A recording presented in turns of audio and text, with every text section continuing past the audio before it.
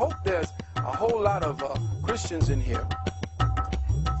I hope there's a whole lot of brothers who are Muslim in here and sisters, as well as Hebrew Israelites, because these are not you. For the first time, this is a story from when we were blessed to present to you all Reverend Phil Valentine. I had the pleasure and the blessing of traveling to the Gathering of the Masters in 2003. The night we left, Ken Bridges was assassinated. It was a very, very powerful, very, very moving day. When we got to Atlanta, it was a tornado hurricane. We drove through a hurricane in order to get into Atlanta. When we got there, we were greeted with, oh man, I mean, it was an energy undescribable, and it left a psychic imprint upon me. And ever since that point, I've been searching and studying and questing ways to create a forum similar to the Gathering of the Masters.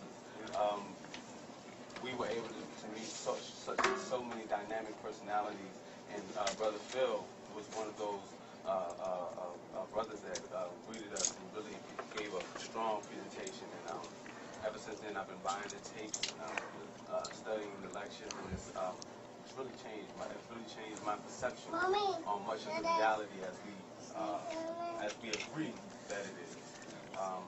So I'm very blessed to greet and to introduce to you Reverend Phil Valentine.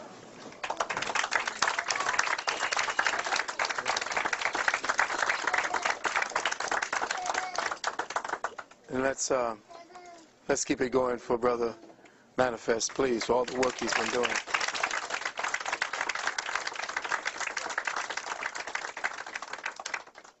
First, I'd like to give praises and honor to the Creator, to ancestors upon whose shoulders I stand on, to all the brothers and sisters in here who heard the call and made the visit. Big ups to Brother Del Jones and his queen, Sister Q, and all the works that are being done in this part of the world. Dovetailing from what the last brother was speaking about, it's right in synchronicity with the fact that I'm going to be speaking about the so-called theory, or at least an aspect of Darwinian nonsense. But I've used it to positively bring about a lesson about what has happened to us as a collective people. I am a collection of different first world peoples, from my Fulani basis to my Olmec Mayan roots, to my Spanish Moorish roots. I'm like a mutt of different energies and genetic signatures, which gives me a unique perspective on a lot of things. And I have had to battle my way through all of them. I can float through different areas of activity and not be as conspicuous. So it has allowed me, or afforded me, access to libraries and places that heretofore brothers and sisters who, if you look at my family, everybody looks African, and I'm sitting on the side here as part of the family, and it's like, okay, who are you? Well, I've always had an identity crisis because they couldn't tell where I was from, what I was. I just got everybody's genetics at once. But I had titled this lecture after a lecture that I wanted to expound upon, and I call it The Quintessence of African Spirituality and the Theological War on Evolutionary Consciousness. Now, I know it sounds wordy, but in the day that we live in, language has to be expanded. Language has to be stretched. The envelope around the perceptions that we have created for language has to be dismantled. So it sounds wordy what I'm saying, but when studied carefully, what I'm about to read to you is my heart. I don't usually just speak, because I could do that for hours. What I do is I put down a lesson plan and I read it to you. And then in the tapes, you see and hear and can rewind, but it is on track. So I wanted to talk about the theological war on our evolutionary consciousness, because all consciousness, quote unquote, evolves. All things ascend from one state to the next. If there's anything that's consistent, it's change. And the problem is we as a people have not been allowed to change in accordance with cosmic dictates. As the cosmic moves forward, as we move to different areas of our solar system, as we move to a different area of our galaxy, as we move into a whole new neighborhood in our own universe, we are still locked down in one formalized, protracted form of thinking. And we are not in step with the universe at all. And that has caused us our problem. So I want to start off by saying something that was written over the temple thresholds of our great Kemetic sanctuaries of learning. And these words were written, Sia ekes, Sia ek patu neteru, which means know thyself, O man, and you know the heavens and the gods. So first I would wish to thank the Creator Spirit for blessing me with the breath of life. Precious thanks to the ancestors of my beloved family, both immediate and extended. Precious thanks to my Queen, Queen Nalani, and all the conscious warriors who've supported me throughout the 30-odd years of my own personal quest to enlightenment. For those of you not familiar or acquainted with me, I work in the community. I am a doctor of hygienic sciences. I am a doctor of naturopathic medicine, a clinical hypnotherapist, and a doctor of arcane sciences and metaphysics. For the last 30 years, I could consider myself to be a metaphysical health activist. Presently, in this incarnational cycle, I am an agent working for the Department of Eternal Knowledge and the Bureau of Higher Wisdom and Intellect. It's but,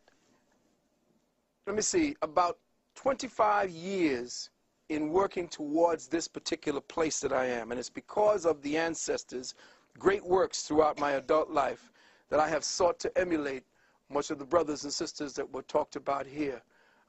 To follow in their ways, to say the things that they said a little differently and in the times. I have sought to open up possibilities for exploring more scientifically practical applications for our ancestors' spiritual and metaphysical teachings, to conduct an in-depth analysis of the arcane treasuries forged by the architects of our collective African consciousness, what I have come to define as our dark matter consciousness. And this is the focus of my contribution to the Happily Natural World family today, to illuminate our real African history and to clarify our real African present and future. And for those of you who don't know me, real is all I do. And what we're about to do and what we're about to present is going to be as real as it gets.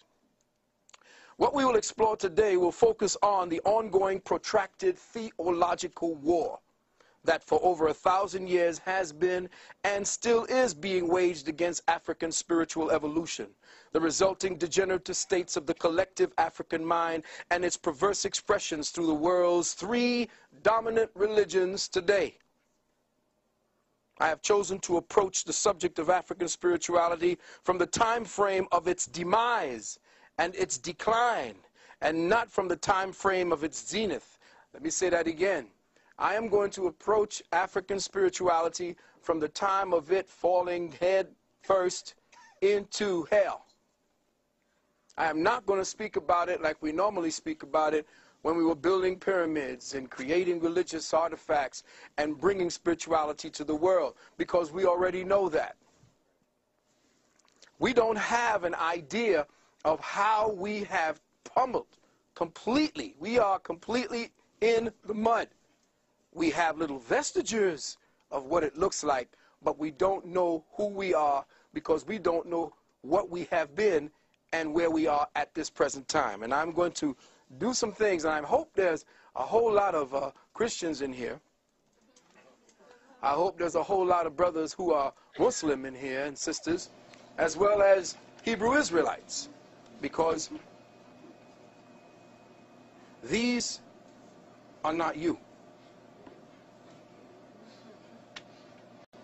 And it's like, does this work?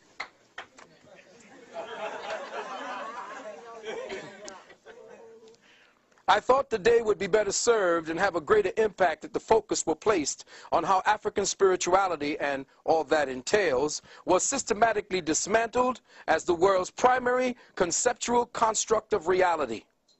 How it was attacked, the methodologies and strategies, how the surviving remnants were convoluted into the dogma of today's three major religions, mutilated and suppressed, and the psychological consequences its destruction has had on African peoples, in fact, all other indigenous peoples of the world today. Beloved, for the sake of clarity, I'd like it to be known that I am speaking about African spirituality in a purely abstract context, the qualifying word African simply being used as a marker to define an instance in the flow of human evolutionary consciousness. I'm speaking of African spirituality as a globally recognized exercise of the higher perceptual faculties in humanity, even before the continent we now call Africa became known as Africa, Al-Kibulan, Abyssinia.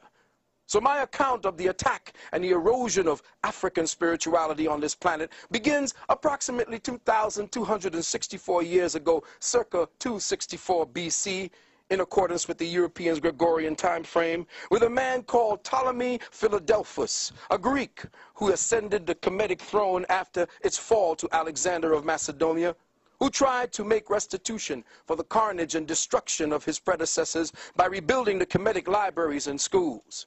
The reward he offered was great, anywhere between $10,000 and $30,000 at that time, per set of scrolls, the price depending on the in-depthness and thoroughness of the study submitted.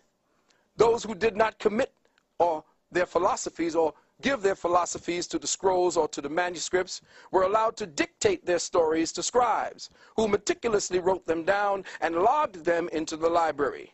Many duplicates of each scroll and manuscript were also made for distribution to other libraries and schools that Ptolemy planned to build, which unfortunately never happened. All in all, Ptolemy secured before his reign, or during his reign, some 280 to 350,000 scrolls and manuscripts, constituting at that time what has to be and what was the most valuable collection of scientific and spiritual data in the known world. Ptolemy himself was said to have been a scholar of sorts, or at least he is a wannabe. But he had the same Greco-Roman delusions of grandeur, where he wanted to be declared a god. So he read many of the translated works in his library, and he discovered to his amazement that virtually all, of the many and diverse systems related to philosophy, religious practice, and the sacred sciences were literally based on one and the same conceptual principle. The evidence in the library showed without a doubt that all of the ancient sciences, religions, and philosophical writings were based on but one grand, and for our purposes here, African cosmological unity, which in itself had a legacy that pointed to a time even before most ancient, more African, let me just say, there is no place in the past that you could dig in that you will find your origin. Because you don't have an origin. You always was, always will be. And the problem is that every time we dig up and find Lucy, we're only finding a point in the reference of evolutionary consciousness. And that's where I'm going today.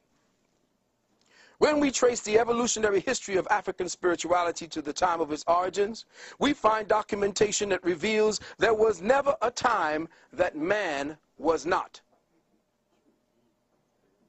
Let me say that again. There was never a time when man was not.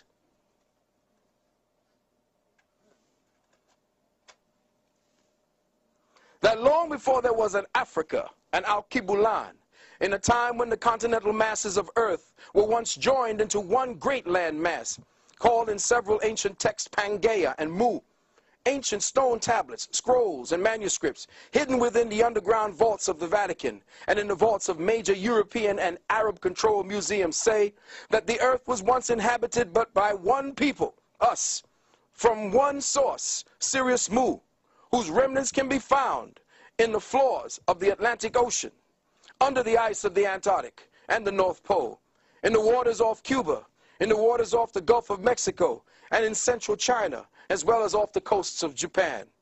All of the above being remnants of a great global catastrophe, and that the survivors of this cataclysm were the indigenous peoples who today call themselves the Twi, the Bantu, the Yanomamo, the aboriginals of the so-called Americas, or Mexam, off of the Fiji Islands, Papua New Guinea, and the Australian continent. The libraries of Alexandria showed that all the ancient religious philosophies were based entirely on the astrosophic principles of the grand cosmic cycles of unity. That all so-called races and nations of the earth, from the original blue-black, purple-black, to the brown-black, and yes, even the green-black melanated peoples, worship cosmic deity under one grand harmonious system. And here's a note. Akhenaten was not the first to postulatize to the notion of oneness of the Creator. He simply resurrected an ancient concept older than Kemet itself. Ptolemy unknowingly gathered together this evidence of the one original system of cosmic unity into one of the greatest centralized repositories of religious, spiritual, scientific, and metaphysical information known at that time. All the evidence showed that this grand unity of spiritual, theological, science, and worship prevailed in principle throughout ancient earth. That is, until the 4th century AD. Beloved brothers and sisters, mark this time very carefully and pay the closest attention, because it was in this century that what we now refer to as African spirituality came under the most relentless, brutal, and debilitating attack. The war against the arcane sciences of our ancient Afro-Kemetic masters, or better yet, the war against evolutionary consciousness, began under the organized leadership of a man named Constantine, the so-called Great. Constantine, the founder and first Pope Caesar of what became known as the Roman State Church of Christ and Christianity.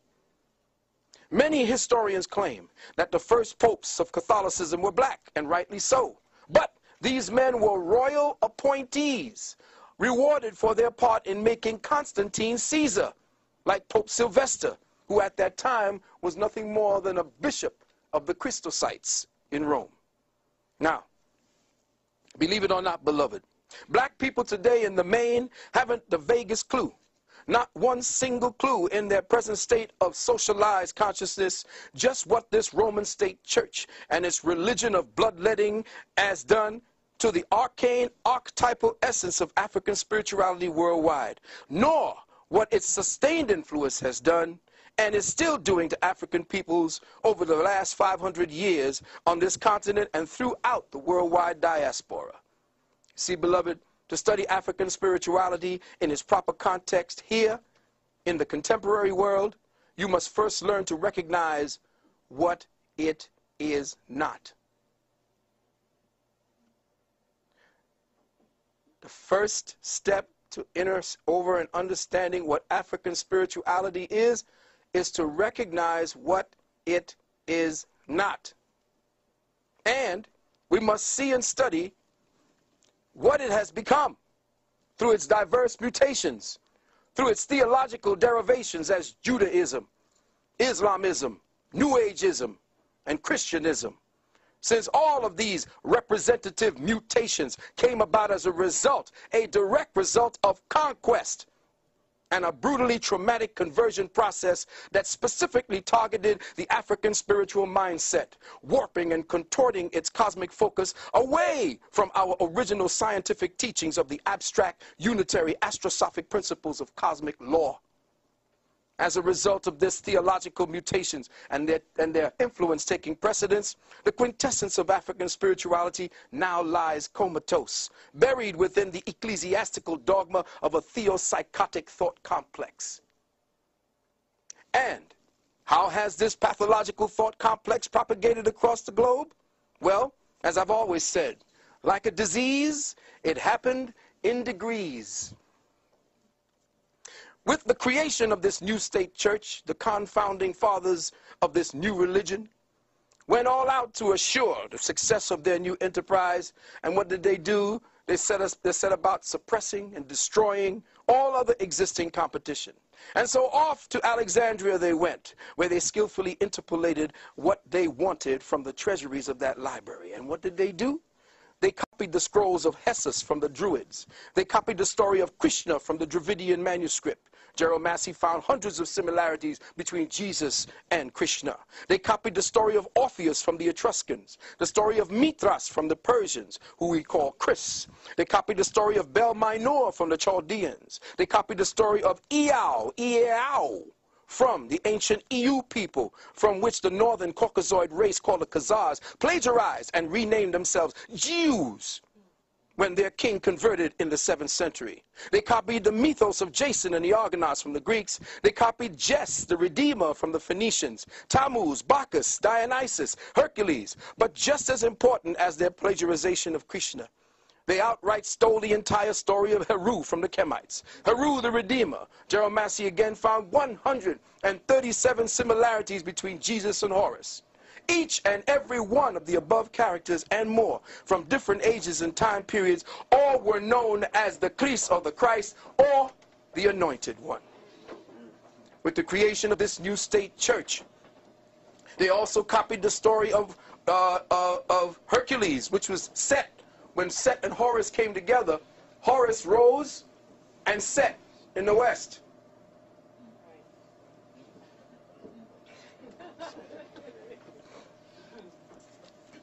Yes, my beloved Christian brothers and sisters, I'm talking to you now.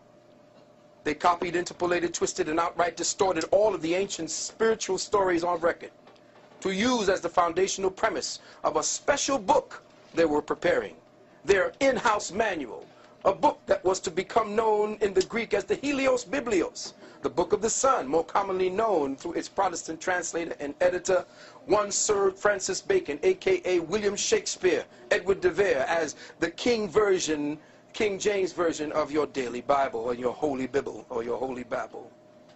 Now, to make their distortions of the African spiritual sciences less conspicuous and less recognizable to the more diligent inquiring minds, they made the Bible into an ingeniously well-crafted work of, listen carefully, fables factualized, allegories literalized, symbols personalized, drama historicized, and cosmic forces anthropomorphized. Let me say that again. This is all your Bible is. Fables factualized, allegories literalized, symbols personalized, drama historicized, and cosmic forces anthropomorphized. With skillful hands, the Roman scribes perpetuated monumental changes for the purpose of destroying any connection of the origins of their works and the origins of their saviors to the myths, allegories, fables, and symbols of our ancestors' spiritual sciences. Now listen carefully. Some of the most conspicuous changes made to the ancient tenets of African spirituality through the principles of unitary law were: the S-U-N of the universe became the only begotten S-O-N of God. John 3:16. The 12 celestial gates, or metaphysically speaking, the cosmic grid of Earth's third density space-time consciousness zone, called the 12 signs of the zodiac, became the 12 apostles of their gospel Jesus. Don't hurt nobody. 3. Bring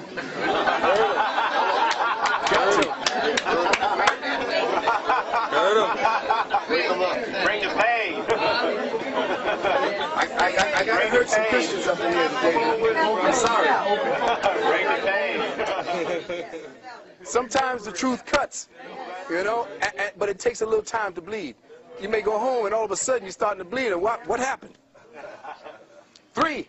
The Afro-Kemetic and Dravidian principles of the redemption of man through the reincarnational cycles were ordered removed from the spiritual literature of the Bible. No longer would redemption through cycles of physical rebirth, where the soul undertook its own personal, deliberate, biospiritual effort to transcend, where the human mind would use its focus, intent, and attention to alchemically transmute the cellular molecular genetics of the atomic temple through the disciplined retention of the man's sperm seed and the disciplined retention or stopping of the monthly loss of vital blood essences and eggs by the woman. No longer would this eternal science of the ancient masters constitute the higher paths to personal redemption. No, no longer.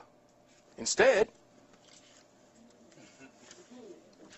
redemption, according to the Roman State Church, became a vicarious and literal blood sacrifice, a blood-bathing, blood-drinking, blood-washing process where any criminal, be he murderer, child molester, lawyer, or political despot, could be cleansed of all their evil and sin and achieve unilateral forgiveness and absolution. The one condition for this ticket to paradise being that they only have to be washed in the blood, accept and believe in a personal Savior who was brutally murdered and then physically resurrected to save all our asses.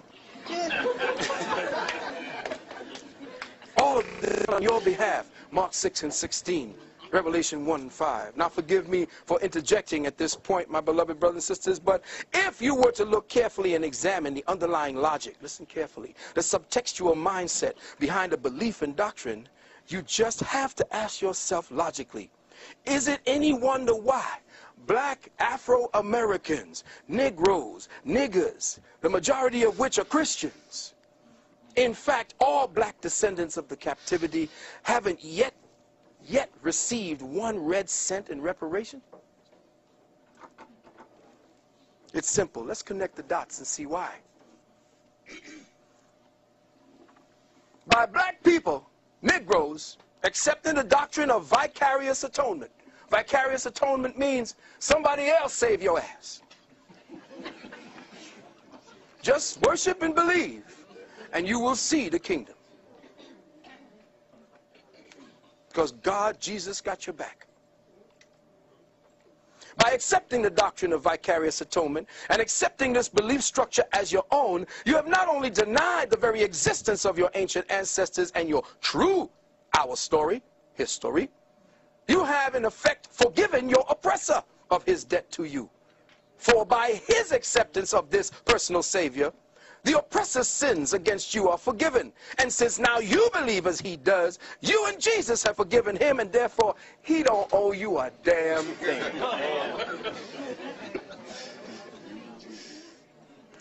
Now, I want you to check the science.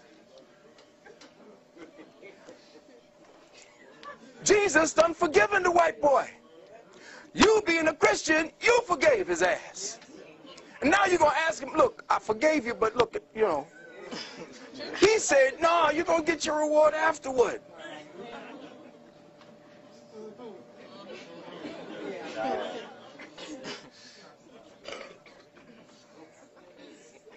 Now remember, since Jesus the Christ is a fable, and your government is one nation under that fable, their God, your acceptance of his existence puts you into the fable or the speculation as well. Thus, you have no history, no ancestors, no nation, but the one you have now believed you. Now, this one thing you have, the one you now have, the one he gave to you through your acceptance of the fabled Lord Jesus Christ. Once you say, I am washed in the blood, that's the blood of your ancestors. This is what the metaphysical underground calls being caught up in the matrix. You see, indigenous melanated people do not see that the European has structured his present paradigm after the Shatar law of the imposter Jew. This government is a quasi-theocracy where your belief in the system makes it real. At its core, the government is a fable, a fiction. It is a direct reflection of the Roman state church fable. If you buy into one, you have automatically bought into the other. Now let's take a short look at the forming of the early church. Christian Bible says, by their fruits shall you know them.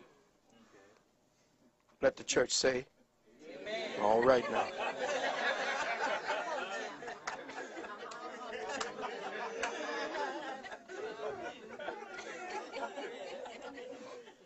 All forms of Christianity practiced around the world stem from but one root. Let me say that again. all forms of Christianity today, practiced around the world, stem from but one root. And regardless of what you may think by those you professing, you could be Anglican, you could be Baptist, you could be all of it. All Christianity is guilty by association, because all forms of Christianity is Roman. Its root, the root of Christendom, is in the Vatican and Rome. And believe it or not, beloved brothers and sisters, when the Moors fell over here, it was the Pope that gave permission for Islam to be practiced on this soil. Let me repeat that again, because a lot of my brothers, being a Moor myself, that was a little hard for me to swallow when I heard that. Muslim religion, quote unquote, Islam, the Pope gave permission for it, just like the Pope had to give permission for Nam Myoho Renge Kyo to be practiced here as well. Because the Pope is the ruler of the planet, period.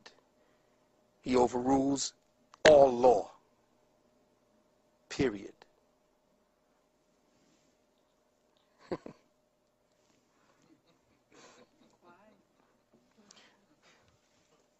Read the history of the Roman state church from its beginning, and you will have the most profound understanding of the entire world's affairs today. You need to see a movie called Kingdom of Heaven. Incredible movie. And that's how it's been going, back and forth. Two factions of two bastard, aborted fetuses of ancient Kemetic law fighting back and forth for one another, saying that they got the true God, killing one another. So now let's examine some of the evidence given by those who lived around the time of Christianity's beginning in Europe. Let's go back to the scrolls and see what the people who were there at that time had to say about the origins of Christianity. Remember, beloved, all persecution by the Church of Rome written on the pages of ecclesiastical history began with Constantine and extends to the present day. In fact, the Christian emperor was the first to forbid free thought. And Christian priests were the first. Christian priests were the first. Let me say again, Christian priests were the first to burn books.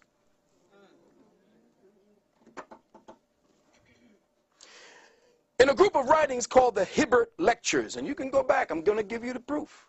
The Hibbert Lectures, a man named Renan, R-E-N-A-N, translates the following. He says, quote, "We search in vain through the collection of Roman laws before Constantine for any enactment aimed against free thought, or in the entire history of the emperors for the persecution of abstract doctrine. Not a single savant was disturbed. Men whom the Middle Ages would have burned, such as Galen, Lucian, Plotinus, all lived in peace, protected by Roman law." In other words, before Constantine came, free thought, which was one of the thinking processes handed down, or the way to think handed down from your ancient African ancestors, was the order of the day. T.W. Dewan, you need to get his book called Bible Myths. This is page 434. Quote, "It was a common practice," listen Christians, "it was a common practice among the early Christian fathers and saints to lie and deceive if their lies and deceit helped the cause of their church," end quote. Lactantius, the eminent Christian author of his time, wrote, and I quote, "Among those who seek power and gain from their religion, there will never be wanting the inclination to forge and lie from it by the church." From Count Volney, Ruin of Empire, Dr. John Henry Clark talked about that book. Page 177. It says, "We see an account." Now check it out. This guy's name in Count Volney's Ruins of Empire, a man named Nazianzus, N-A-Z-I, take that one in, A-N-Z-U-S, writing in the Scholar of Rome, he says, quote, "A little jargon is all that is necessary to impose on the people." Listen carefully. A little jargon is all that is necessary to impose on the people. The less they comprehend, the more they admire. Let me say that again. The less they comprehend, 50 Cent, the more they admire.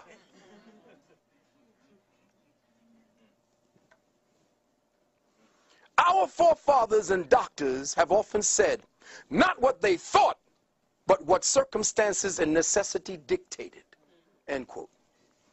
In Gibbon's Rome, Volume 2, pages 79 and 80, Gibbon writes of Eusebius, Bishop of Caesarea, one of the architects of the Nicene fraud that became Christianity. Quote, the gravest of the ecclesiastical historians, Eusebius himself, indirectly confesses that he has related only what might be redounded to the glory of the church, and that he would suppress all that would tend to disgrace that religion.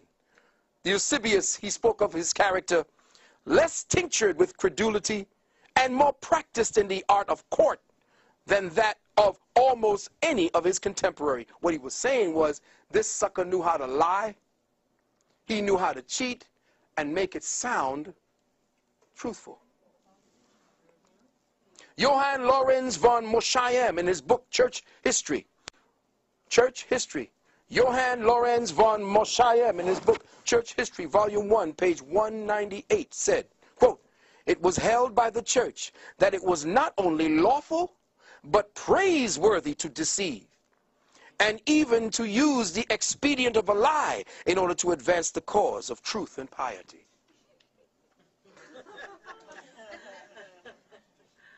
The historian Besobre, in his history, this is French history, Histoire de Manichee, he says, we see in the history of Christianity, of which I have related, a sort of hypocrisy that has been perhaps too common at this time. That churchmen, listen, not only do not say what they think, but do say the direct opposite of what they think. Philosophers in their cabinets, out of them they are content with fables, though they know well they are fables. Nay, even more, they deliver honest men to the executioner for having uttered what they themselves know to be the truth. How many pagans and atheists have tortured and burned holy men under the pretext of heresy? Every day do hypocrites consecrate and make people adore the host or communion, though they are well aware and convinced as I am that it ain't nothing more than a piece of bread. End quote. The theologian Reeves, in the Apologies to the Father, in a book called the Stigmata, or the Syntagmia, says, quote, it was a Catholic opinion among the philosophers that pious frauds, let me say it again, pious frauds were good things, and that the people ought to be imposed upon in matters of religion. Again, from the Syntagmia, quote, he purposely wrote these in Latin, that it might serve for the instruction of the clergy only, and not come to the knowledge of the laity or the people, because too much light is hurtful for weak eyes.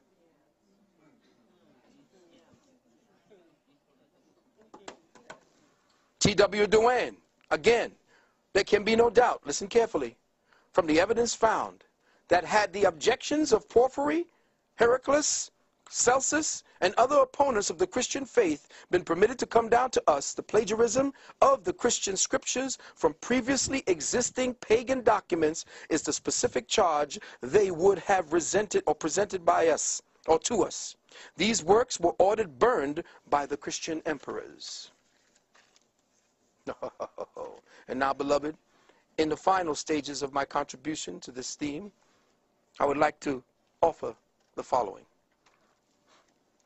And I'm a little reticent about having to use the following example as a qualifier for what I have presented, but in this case, necessity overrules prudence.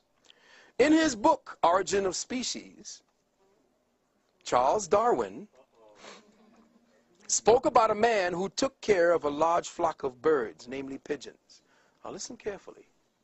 I want you to listen very carefully. I want you to just put aside, well, you can't help that, because if you're really listening to me, you're not thinking. You know that? Do you know how you can stop your thinking? By learning. Learning stops thinking. Let me say that again. Everybody want to go into all kind of meditations? You don't need to go into Om and all that old nonsense. Just start learning. Because right now you ain't thinking. Think about that.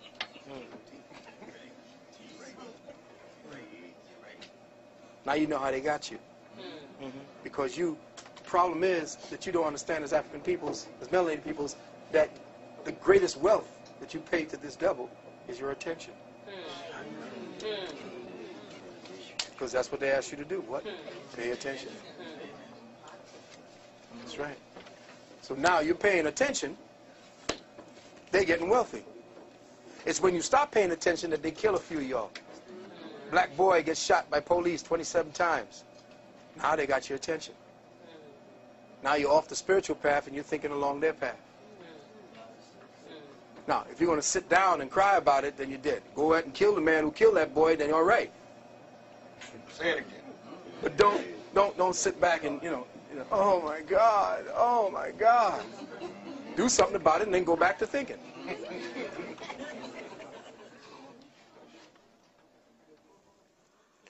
In his book, Origin of Species, listen carefully now, Charles Darwin spoke about a man who took care of a large flock of birds. They were pigeons. These pigeons were distinguishable by what appeared to be an infinite variety of ornamental designs. They were all types, every shade of subtle blues, subtle greens, blacks, and grays. All were adorned with a wide variety of marks that elegantly characterized their individuality. Now, this bird handler gathered up his colorful variety of pigeons and took them out to a deserted island way far from his home and released them into the wilds, where these birds settled in and began to establish a colony. After 10 years or so, the bird handler returned to the island, and to his surprise, he finds that something amazing has taken place. The blacks, the browns, the grays, the iridescent greens, the iridescent blues, the stripes, the spotted, the ringed, the striated feathers, varieties, and beautiful, beautiful ornamentations of birds he released into the wilds had all but disappeared. All of their children had metamorphosized into this slate, dark blue generational type, each of them with a monotonous black ring that repeated itself on every one of their wings. All of the beautiful variety of iridescent colors, patterns, and designs in their feathers and characteristics completely disappeared. Now, in staying consistent with this theme, Darwin also made mention of the characteristics of the cultured rose and the cultivated strawberry. How, when left unattended, they shrank back and degenerated and reverted back to an appealing shrub and vines and weeds. This devolutionary process he called the principle of reversion to type. Now, beloved, let's touch upon that theme. These examples may be construed in many ways, but for our purposes, there can be only one interpretation. The feather characteristics of the nurtured, cultivated, cultural birds are symbolic of the culture-centric expressions of African spirituality that were perfected within the confines of a self-actualized, self-cultivated, self-contained, self-enriching, self-evolving, self-correcting, self-healing, self-perpetuating, self-preserving, self-regulating, self-supporting, self-sufficient, self-sustaining paradigm dynamic of consciousness, where the vast variety of feathers from Ma'at represented the vast variety of creative achievements attained by African civilizations, as with other indigenous peoples around the globe. Here we use the markings and colors of the birds as the symmetric equivalent symbolic of the expressions of African spirituality. The blacks were spiritual sciences, the yoga, the meditation, the mathematics, the mystery system. The browns were the agriculture, the botany. The grays were the sculpture and the art. The iridescent blues and greens was the alchemy, the metallurgy, the medicine. The stripes was the architecture, geology. The spotted was the astronomy, the astrology, the psychology. The striated was the art of war. All representative of a highly advanced, sophisticated, self-evolving spiritual civilization. Then it came to pass that these diverse Africans and their individually unique expressions of spirituality began to experience a series of sustained, brutal attacks for over the next several hundred years. This ongoing strategy or tragedy eventually caused them to become traumatized captives. They were rounded up, displaced, and taken to hostile foreign environments where their self-evolving mechanisms of cosmic consciousness, their African spirituality, were systematically and savagely brought to a screeching halt. What once constituted an internal dynamic of self-evolved energy that was used by the African mind for the development of higher awareness became a pathological fight or flight survival response to hostile environments. Within us as captives, the higher African spiritual mindset began to atrophy, began to degenerate for a lack of a sustained attention, utilization, and focus. Diasporic Africans, unbeknownst to the majority of us, began to devolve spiritually over the subsequent 20 to 25 generations. We began to revert back to a type, that is, a type of African never before witnessed or experienced by ourselves. A new type of African was created, a religious African. We began to psychologically metamorphosize in the hostile atmosphere of a Willie Lynch environment, which caused us to revert, or should I say convert. Let me say that again. Y'all didn't hear that. Africans didn't revert. We converted to a pathological, artificial, cultivated phenotype made in the image and likeness of our external slave master, who rewired us to self-perpetuate, anti-spiritual, non-critical, non-logical behaviorisms. Beloved brothers and sisters, over subsequent generations, our pathogenic conditioning began to bear fruit. That under the psychological and genetic pruning tools of Willie Lynch, we became spiritually stultified, robbed of our archetypal memory banks, robbed of our genetic reflex to the creator spirit within us. Like the careful cultivation of the Japanese bonsai tree, African and indigenous peoples were spiritually, genetically, and creatively pruned for generations, so that our very soul's ancient association and connection to the triple black cosmic mother would systematically and continuously be diminished. Mighty oaks, redwoods, and baobabs reduced to the size of shrubs, thistles, and weeds. Anybody know what the Japanese bonsai tree is? You can turn an oak this size. All you got to do is just keep pruning it. And that's who we are. Well-pruned bonsais. And to seal the bargain, to shut the door forever, the slave master pruner taught and conditioned the traumatized African mind to supplant his natural, abstract, metaphysically reflexive, inquiring mind with that of the non-critical, non-questioning, non-analytical functionism of the religiously indoctrinated mind. With reference to the examples given above about the rose, the strawberry, and the birds, African spiritual scientists were actually and acutely aware of this fact called the principle of reversion to type. They considered it in every real work that they have ever done. They always knew that man would revert back to type if he did not keep his culture. This they described in their depictions of the tenuous polarity of equilibrium between Set and Heru, between Set and Osiris Osar. You see, these were cosmic forces that represented a form of gravitation felt between the higher and lower natures of man. Heru, Set, all of these were not people.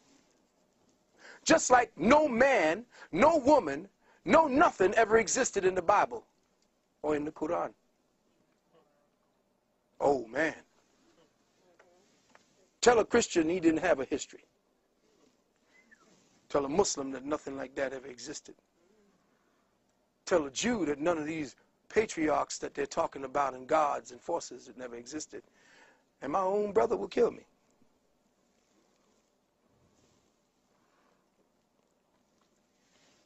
Our ancestors saw this tendency towards chaos, atrophy, disequilibrium, and degeneration as a deeply rooted active principle that they had to resist, because an overindulgence in their lower natures kept them trapped within continuous cycles of regeneration and reincarnation.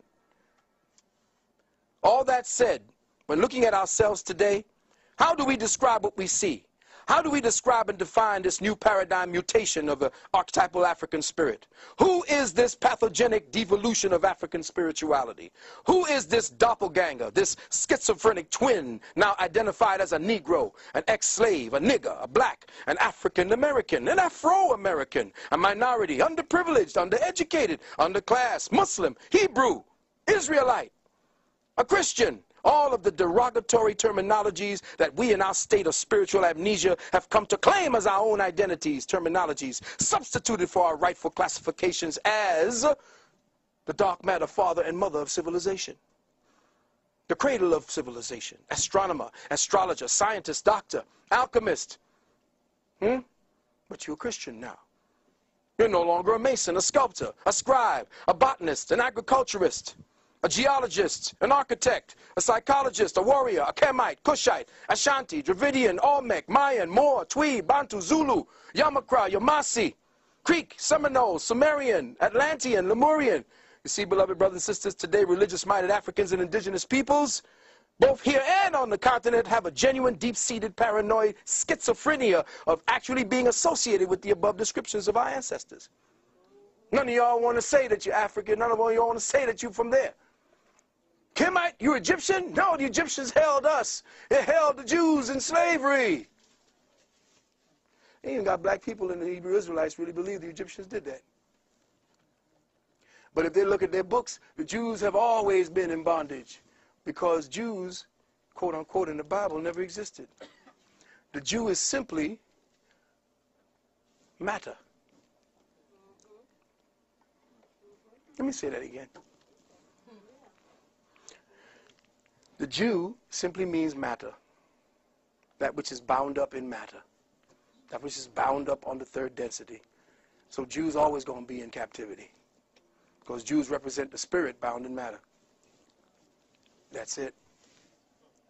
No big to do. No great big story to go. No worry about parting the waves and all that bullshit. The Red Sea is your blood. The Israelites are your genetics. Most religious-minded black people have developed disassociative mentalities and get rabidly indignant if you dare to say that they are Africans 500 years removed. Negroes like Stanley Crouch, who know for an unequivocal fact that they are Americans. Always were and always have been. But this dissociative mindset is the result of the genetically implanted trauma-based hypnotic suggestions forced into our recently shocked and injured psyches by the doctrine of Willie Lynchism. Hypnotic suggestions that mold the religious mind conditions you to see this type of dissociative mentality as normal. When I say that I am African or I am indigenous, if I am this, that is somehow insanity. Africans who worship or at least recognize their ancestors in current Africa are said to be covenanted with demons.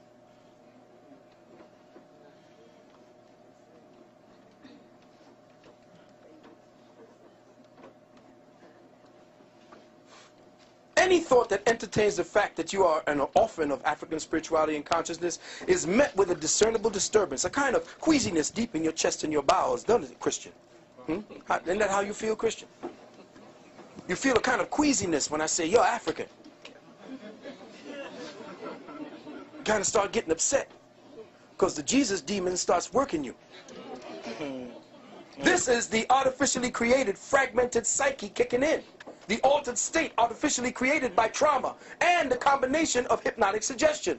So when I say to your religious mind, that altered fragment of your traumatized African psyche, that no such person as the God-man Jesus ever existed, no apostles, no Moses, no Paul, no John the Baptist, no Adam, no Eve, no Noah, no Mary, no Joseph, no Isaiah, no John the Revelator ever walked amongst your true historical ancestors in the flesh, immediately your learned, hypnotic-induced defense mechanisms kick in and forces a complete shutdown of all critical thought and thinking, causing a complete theocratic brain lock. Ooh. Yes. My beloved brothers and sisters, in closing, I'd like to bring 2 points.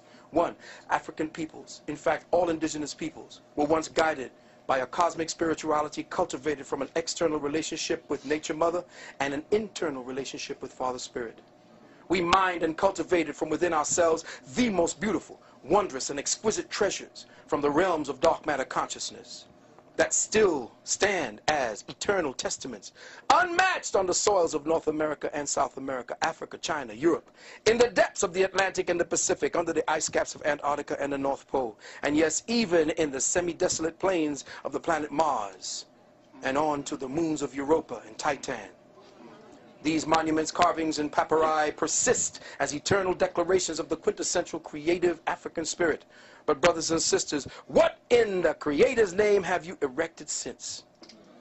What have we created? What testament to cosmic intelligence and our spirituality have we recently etched in stone or ascribed unto papyrus?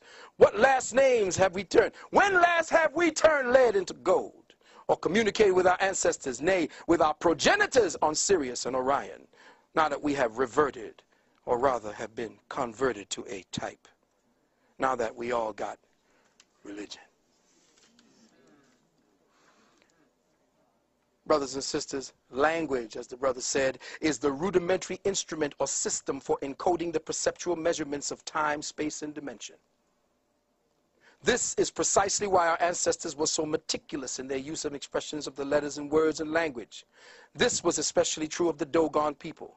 In the Dogon mystery system of occult science, knowledge, understanding, and their natural evolution into wisdom were arrived at through synthesis of 4 psycho-spiritual principles of attention and discernment. These 4 psycho-spiritual principles were called the Gidi-so, the Beni-so, the Bolo-so, and the So-Dai. The Gidi-so was the front word, the Beni-so was the side word, the Bolo-so was the back word, and the So-Dai was the clear word. And what's happening today is you only know how to learn the way the white man taught you, with the front word. That's why our brothers and sisters started saying you fronting.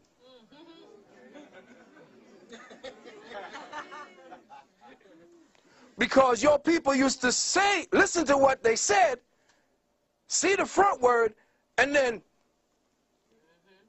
look at it from the side, and then look at it from the back, and say, you full of shit. Because all of what you have said don't jive. It ain't 360. That's why they took your tongue, like the brother said. Because it was not the clear word. After the 3 sides were seen, then it was clarity. And there is no clarity in this language. That's why I have to use all kinds of weird, different kinds of interpolated, patched together words to get you to enter and understand what it is I'm talking about. Who is this crazy motherfucker talking this nonsense? If you go back on the tape and listen to the tape, it's like, what the hell did he say again? Rewind that. These 4 vibrations or variations in the operative use of focus, attention, and understanding constitute the most precise and complete use of the cognitive powers of the brain for the comprehending of the true meaning of a given or expressed reality. It is processing reality in 3 dimensions. No word, letter, or gesture is taken for granted or simply at its face value, because observing a phenomenon from the front, side, and back allows the brain cognitive instruments to geometrically triangulate the essence of the subject. And you think in geometric terms.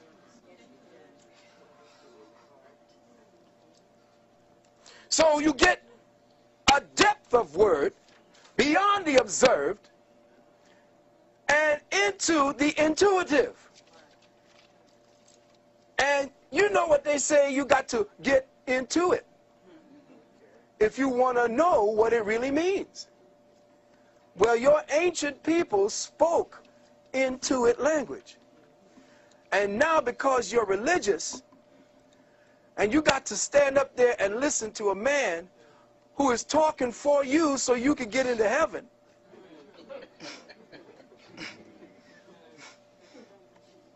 Now that's some deep shit. You gotta think about that. That's right. You have to have a small amount of insanity, and you have to really be thinking about giving up everything to really pass over and sit there and really listen to a man spouting words about a man you ain't never met, first and foremost, that is white and blue-eyed and sitting up there in front of you. him saying to you that this devil is going to take you in there. You know what? I'm going to tell you all something. May I? I'm going to try to slip past here. And I'm going to say something that scared the hell out of a few people when I said it the last time. Your first redeemer, if you want to stay within that pantheon, was Lucifer. I told you Lucifer was your first redeemer. Now, I told brothers and sisters that as soon as a cracker tells you to run from something, run to it. Why do they hate this man so much, this entity so much? Why do they hate Lucifer? I wanted to know. That's why I got kicked out of the Bible. When I was a Catholic, I got kicked out of, get out of the Bible study class. Lucifer was supposedly this beautiful creation. From the hand of God. God took the time to mold this bad boy. And now we're supposed to run from him. His name, Lucifer. Light. That's why they named Lucy, Lucy. Because it shined a light into a past that the cracker never had, never knew. And the first name was not Lucy, L-U-C-Y, it was L-U-C-I. That was the first spelling before they changed it. Lucifer, and here I am talking to the devil, so I know y'all going to tell me I'm damned to hell. Lucifer was your first redeemer. How was he your first redeemer? He was your first redeemer because he came into the garden and got y'all out. Got us out. You mean he took us out of the garden, the beautiful garden where everything was perfect, where everything was going on. I had my woman, I had my food, had my apples, had my trees, had the animals at bay and all that, and he came and got me out of that. Why would I want to get out of that? Because you'd have died in it, fool. Adam was in perfection. If everything is perfect, it's dead. It's in stasis. There is no movement. So Adam had to be kicked out because Adam would have died in the Garden of Eden. Adam was kicked out of perfection and kicked into perfecting, which is the true perfection. So when he went out in the kingdom, he went out into the kingdom of Nod. Adam, or that which was the spark of the Creator, which was the Atum, left out of the unity, which was the light for the Creator, and into the darkness of the knowledge of itself. In fact, the Creator, being all knowledge, couldn't know itself. If you are all or something, you don't know what you are, because there are no boundaries to you. So the Creator knew that it had to create boundaries to know itself. And in so doing, it created a sphere, a unitary self, one element called the hydrogen atom. There is no other element but that. You are nothing more than variations on a hydrogen theme. And that's who you are. The hydrogen was Eve, Adam, and the garden. So out of that, Lucifer comes in. And who does Lucifer come in as? A snake. The serpent is what? The symbol of what? Fecundity, fertilization, life, electricity. Because sitting in the garden being perfect, perfect. What do I do? Ain't nothing to do when you're perfect, man. He's boring as hell up in there, man. So perfection was death. Perfection equals death. When cancer perfects itself, you die, it dies. So perfection equals death. There is no perfection in anything, even in the Creator. That's why we exist.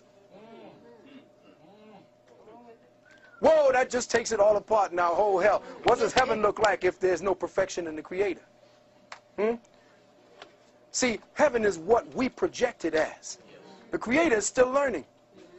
The Creator keeps coming back as a child because it has the mind of a child. Let me say that again. Ye must be as little children. See, the metaphysics of the Bible is never talked about. It's never touched on, because once that happens, the threshold of the ceilings of religion die, and therefore your priests die. And when every priest dies, when the last stone of the last church falls on the last damn priest, humanity will rise.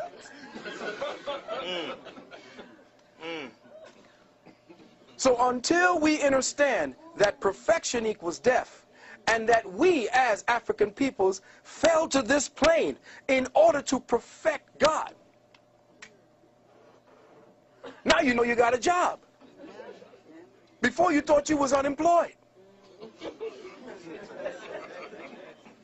But you got a job. J-O-B, Job. Job is one of the most powerful books in the Bible. Why? Because it talks about the air sign. The air sign is Job. See, the Bible is broken down into 4 different elements: fire, air, water, and earth. And you could tell which one of the scribes were living in which age by what he called God.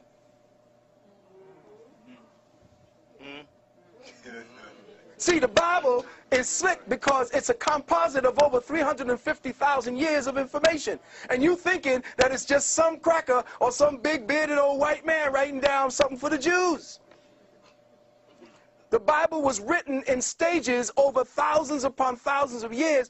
And when you see in the age of Moses, that's the age of earth, the earth age, or earth age moving into an air age or fire age, because that's when he killed off the cow. The cow is what? Taurus. The cow is the what do you call it? So he crashed the golden calf, which means that's the end of the Taurian age, and we're moving into the age of Aries.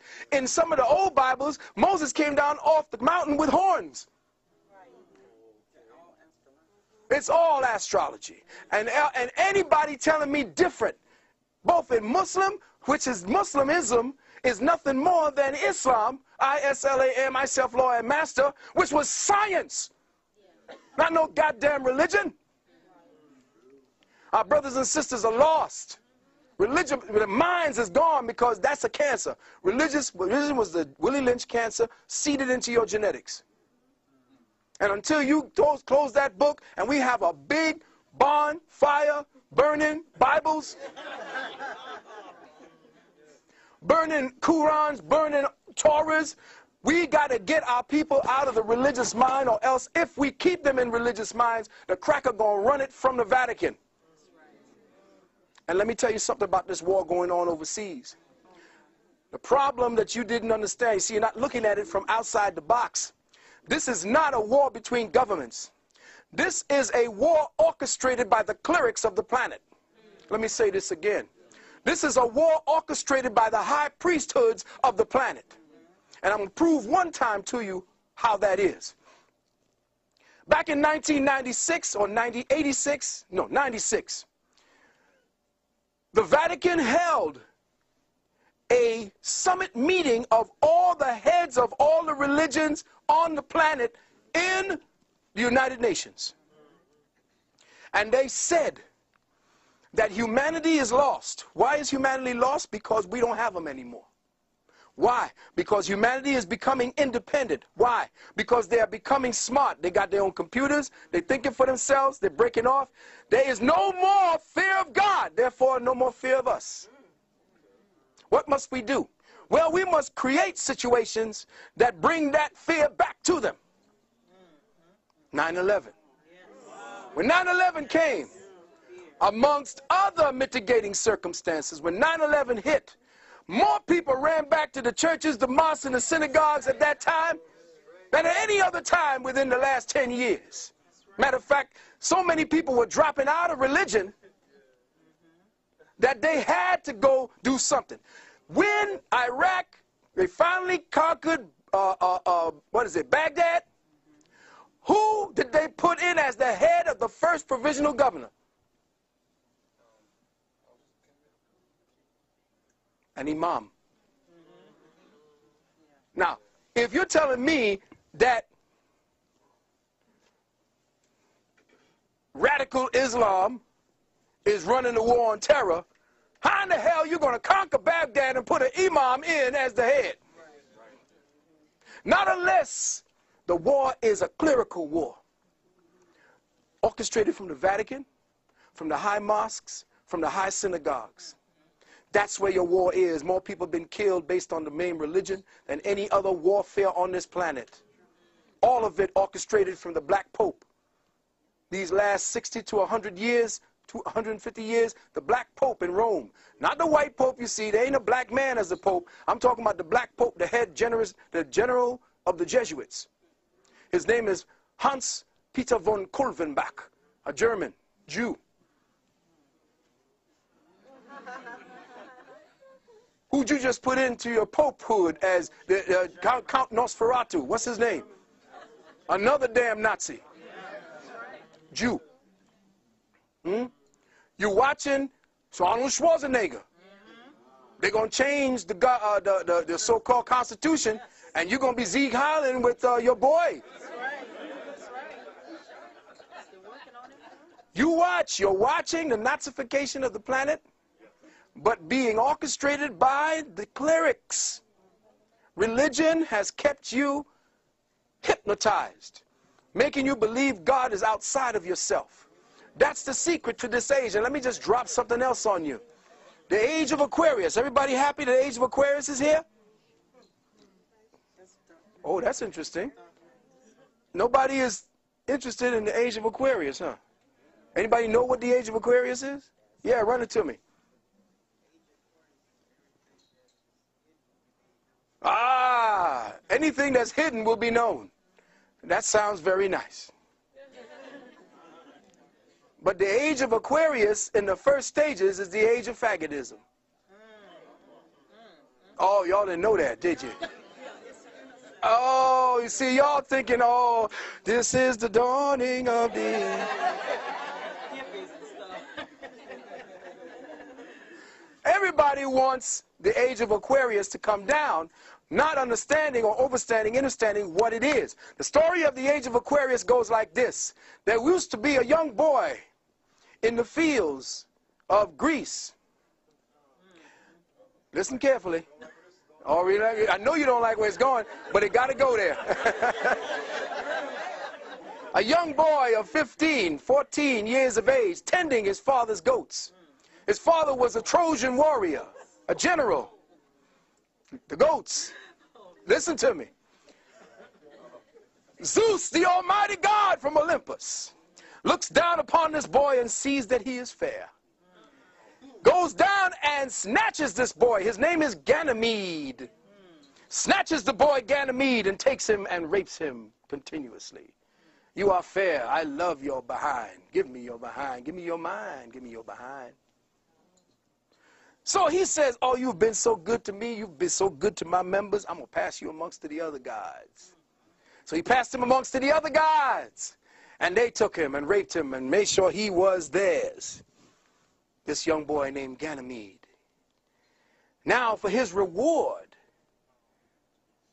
he was given a cup.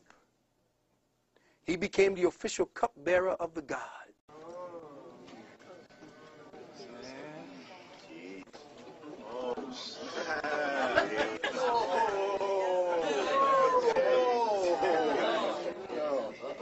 So, there are little things, this is just little things. I'm just scratching on the surface to try to get you all caught up.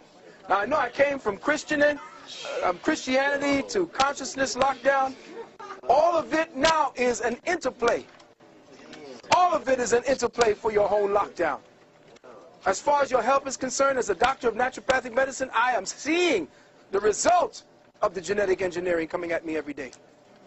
I know what it's like. That's why I do my best to use organic.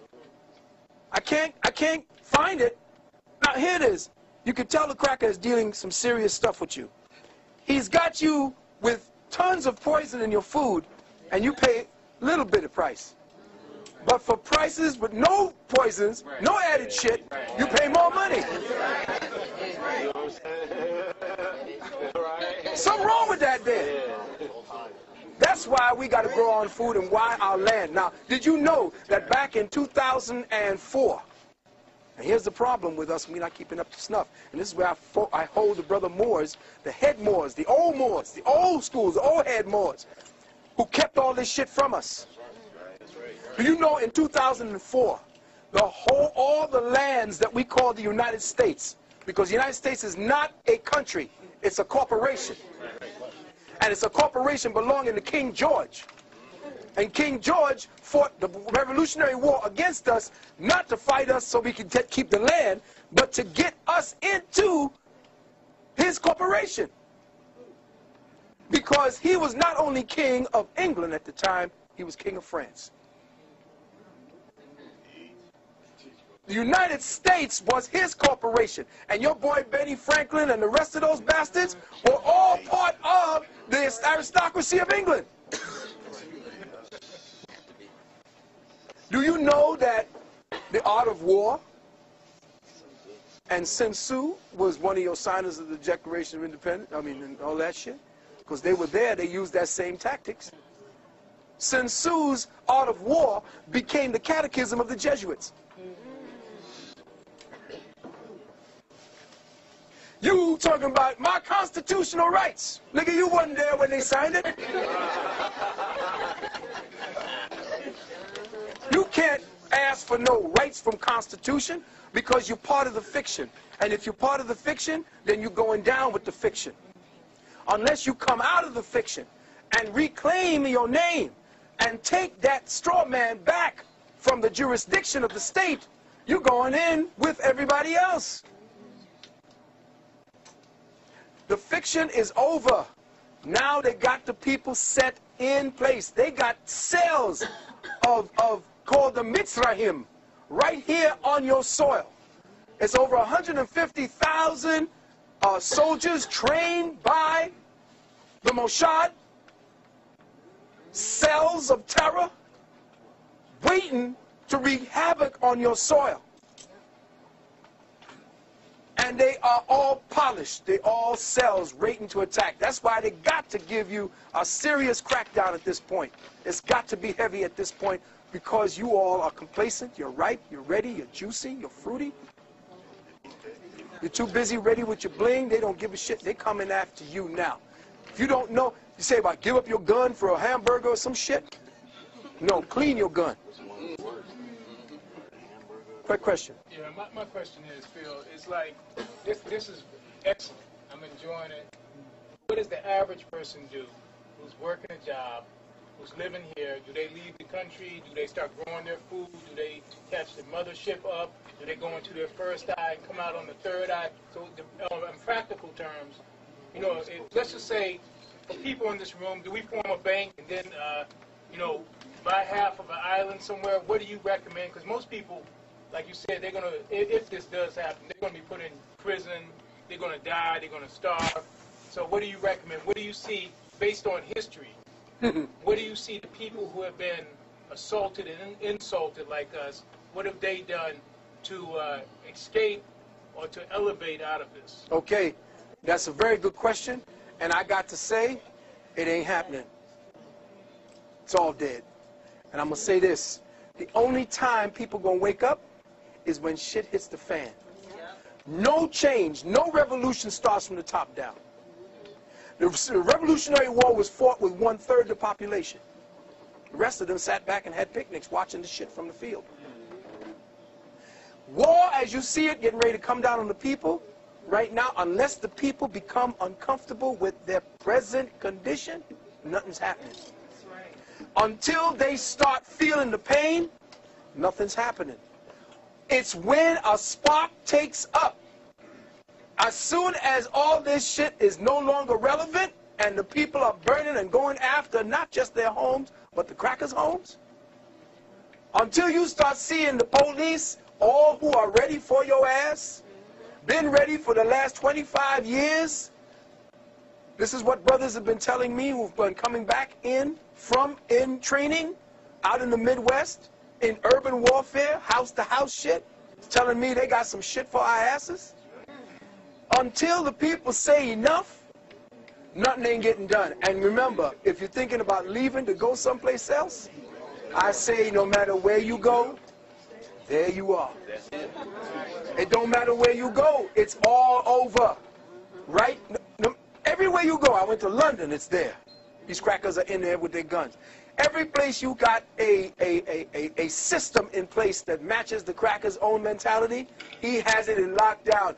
Like Deborah says, it's now becoming too much for us, for him to handle. He can't handle all these Negroes. There's too much of them, and he ain't reproducing. He's got cells now of artificial wombs where he's growing a whole nother generation of crackers. This is real. So for me to say to you, okay, drop everything, get rid of your job, get a weapon, go off into the mountains and get ready. Grow your own food, get a book on agriculture, don't worry about what you look like. Start thinking about 5 sofa ahead. Start picking up organic, therapeutic grade essential oils, because that's the way you're going to be able to deal with all of the diseases and sicknesses. There's one that I use called Thieves. This was a formula that they used to use when they were robbing the graves during the plagues.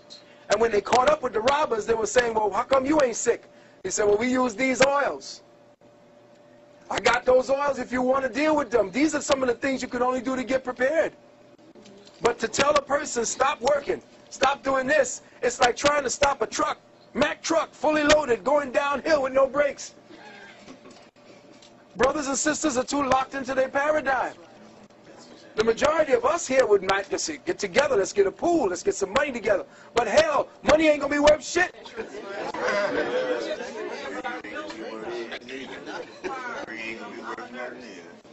See, you more worthy, but you are more valuable than a doctor. Do you know that? A nurse, yeah, well, they found out that during the nuclear holocaust, who would be the most noteworthy people that you would want to keep around? Consensus said doctors were doctors is useless. The only people that really of worth were nurses, because they know how to take care of people. The doctors just prescribe shit. They analyze and they what do you call that again? They Diagnose? No, before that. Diagnose and then they drug you. Nothing to do with healing. Somebody has something to say over here in the back. Question back there? It was you? No, it was in the back, yeah. So, like we discussing now, like Brother Henry said, we shouldn't be trying to improve the quality of life because it's all screwed up. It's all screwed up. So we should be doing, people in here should be doing rituals to end it. Well, the idea is, You know the what I'm rituals, saying? see, rituals is cool if you want to stay one place and get the place locked down. And a ritual would be to build a fence. That's ritual. But if you want a ritual to deal with it, then get yourself clear of all the things that you're going to lose. Get ready to lose loved ones. Get ready to lose your property. Get ready to lose what you thought. In fact, there's a book that I was told to tell you all about. And it's called, get this book and order it off the net. It's called Picking Up the Pieces. Now, check it out now. It's by a woman named Sorcha Faal. S-O-R-C-H-A, first word. Next word, Faal, F-A-A-L. It's called Picking Up the Pieces, a practical guide for surviving economic crashes, internal unrest, and military suppression. Yes.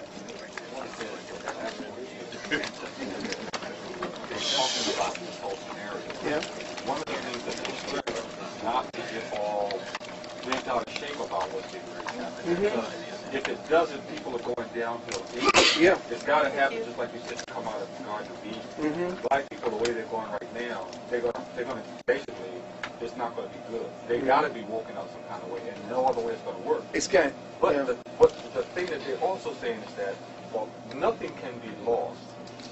Because all knowledge is stored on the other side. Of course it all the is. time. Your Akashic As record. long as we maintain the ability to communicate with the other side, that, in my opinion, is the most important thing. Because no matter what happens, how bad things get, you can always go back. You can always do real technical and reconstruct. Exactly. But again, we have to keep the records intact. The reason why they are giving us the food they're giving us is to delete the Sankofa records. Remember, every time you eat, you teach your DNA.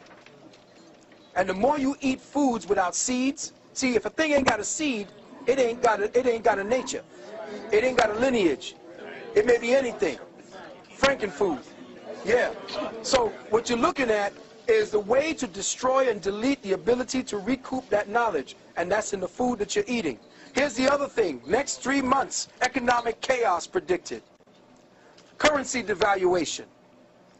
Overpricing on real estate. No one outside the country accepting U.S. currency. Now listen to this. You go up to a website called whatdoesitmean.com. Whatdoesitmean.com. This book called Picking Up the Pieces is a book where the author went around to all the different countries where dictators were and talked to the people who survived the dictatorship. And the people told them all the things they did. How to bribe guards is in there, and government officials. How to kill and distance yourself from the feelings. What to do, where to go, how to grow your food, where to go, how to set up enclaves of protection for one another. It's all in that book. And it happened where she went to Poland, Nazi Germany, people who survived there, Russia, parts of Cuba, where else? Over here in the United States. But all the people that had all the records of being under the very same regime you're about to come under.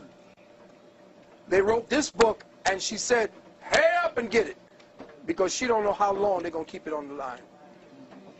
So when we leave here today, based upon what we have now structured and found out, I'm giving you what I can, to the brother who's sitting. I'm giving you what I can, a wake-up call. How we as ingenious Africans have always found out a way around things is that we first had to know what we were dealing with. Once we knew, then the ancestors who are there to always give us a way through. Always start beaming through. Yesterday the ancestors were there because the drums, I'm trying to write and get ready for today, and the pencil was there. I couldn't put it on the paper. I just had to stop and say, okay, take me. Do it. That's what we need. And like what brother was saying about the ritual, yes, but the ritual has to be proactive. It can't be just you sitting there lighting candles, burning, calling a couple of names. You got to seriously be dancing. You got to feel it. If you're making love, don't just be... Where the kids at? What you're doing is that you are using the sexual force, which is the force of the universe, the creative force, through the female.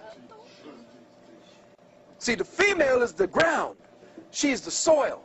And when you're making love to her brothers, sometimes you just blank out. And you go someplace else. And she's just a soft, nice feeling body, and you just in your own mind. That's gotta stop. Sister, the two of you all got to sit down and face one another. You're all in love with one another, and you're really about that, because making love is about you making tomorrow, making real. The mind of the woman is a soil. Her mind is a computer mind. All right? It's a personal mind. Now, let me give you the science and the metaphysics. The female is me. The male is I. Let me say that again. The female is the personal me. The male is the impersonal I.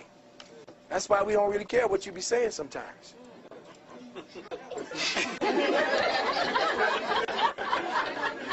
Hey, listen, am I being real or what now? That's right. That's right. It's like, yeah, okay, What was that? Okay, baby. Yeah. Okay, baby, yeah. Yeah, okay, I'll take care of it right away. The reason for that is if we are personal with you, we can't pay attention to the dangers outside. See, our minds have to be one way. We're wired to provide and protect. They hate us for that now, the feminists, those who wish they were men, the jealous ones, the rug munchers, all of them. Those are the ones who hate the masculine principle. They don't like the dynamic of the man. They hate it, and they have been putting out on the television and movies to destroy it. And the more a woman takes on that, she is now praised. The reason why the male must prevail in provider-protector instincts, which is what they're taking away from our school curriculum. They're turning the boys into little girls. They have to sit like little girls. They have to act like little girls. Boys ain't girls.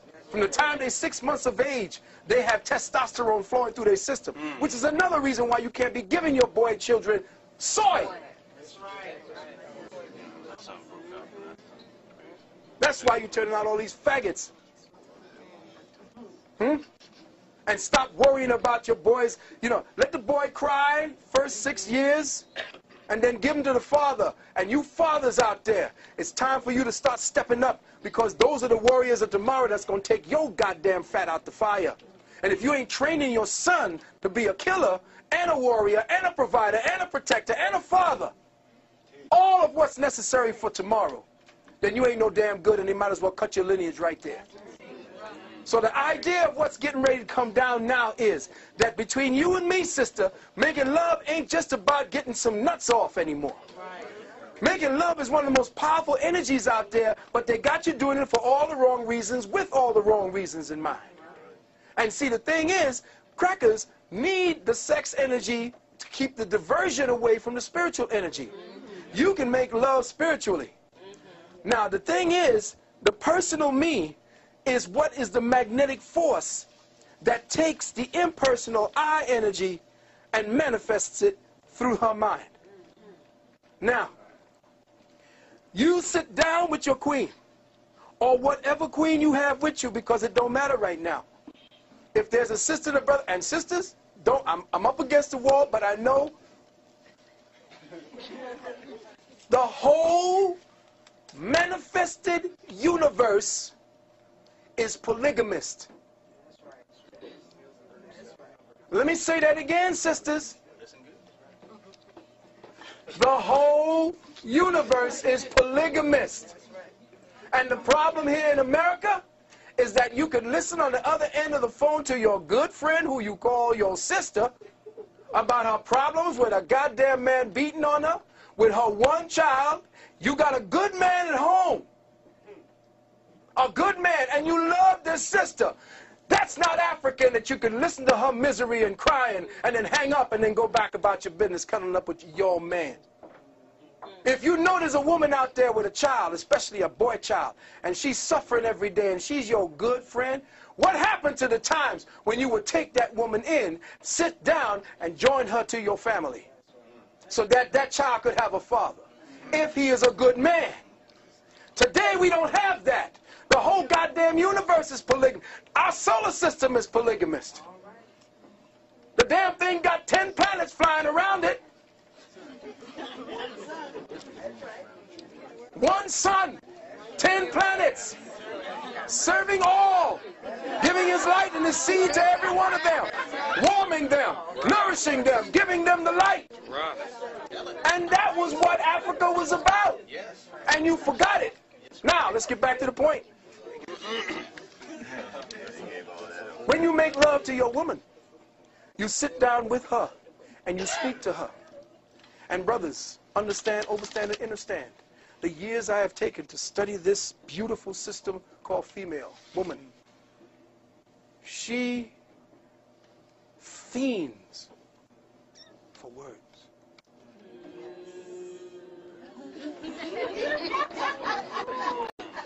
You cannot intellectualize with her.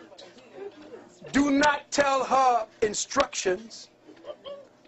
Speak to her of the me, the personal, because she's personal. She's all about the body. Her whole body is her. She is nothing but her body, her world, her universe, her system of thinking, her system of feeling. Her whole body dictates to her day in, day out. She is her body.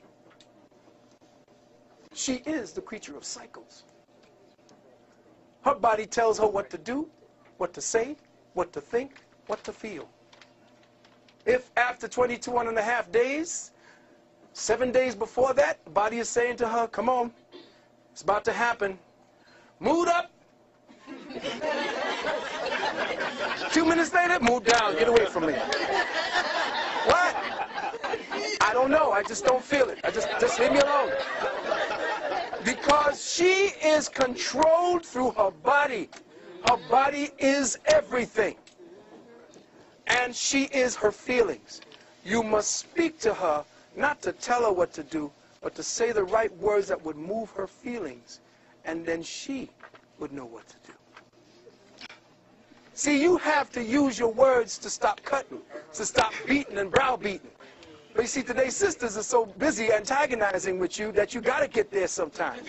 But the word is very important to the sister, which is why when you're going to do this tantric exercise, you have to be able to do it when she's least expecting it. Don't say, okay, baby, get ready to do tantra. Okay, let me see. What words I got here? Your eyes. No, it ain't going to work like that. Thumbing pages and trying to get that, that's not going to work. You got to do it when she least expects it. That's why the flowers, or what are these? Oh.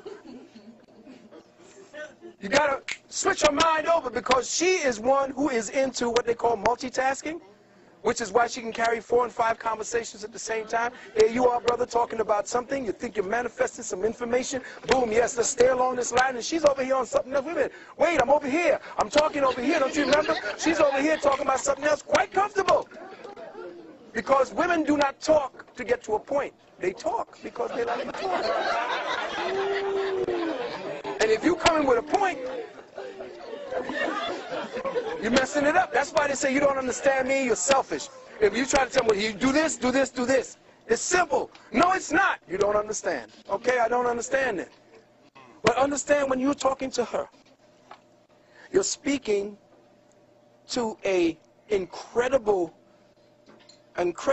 complex wiring manufactured for feelings. And so with your words, without least expecting it, your words must now come from a place in the heart. You can't, you got to come up with feelings at this point. Words got to be something that you just trip her up, something she doesn't expect. The unexpected is the way to the heart, brothers. It trips her attention. It brings her back to, oh my God, where am I? I can't find, I'm not stable. That's the way she wants to feel, completely out of control. Now, with your words, brother, you tell her to go into a place of agitation, meditation. No, you're going into meditation versus agitation, me and I. And you speak to her and you talk to her of words. Now you tell her, these are the programs I want you to place in your mind while we are making love. Here's what you will hold. You will hold a vision and a picture of a place, a time, a circumstance, a word, something.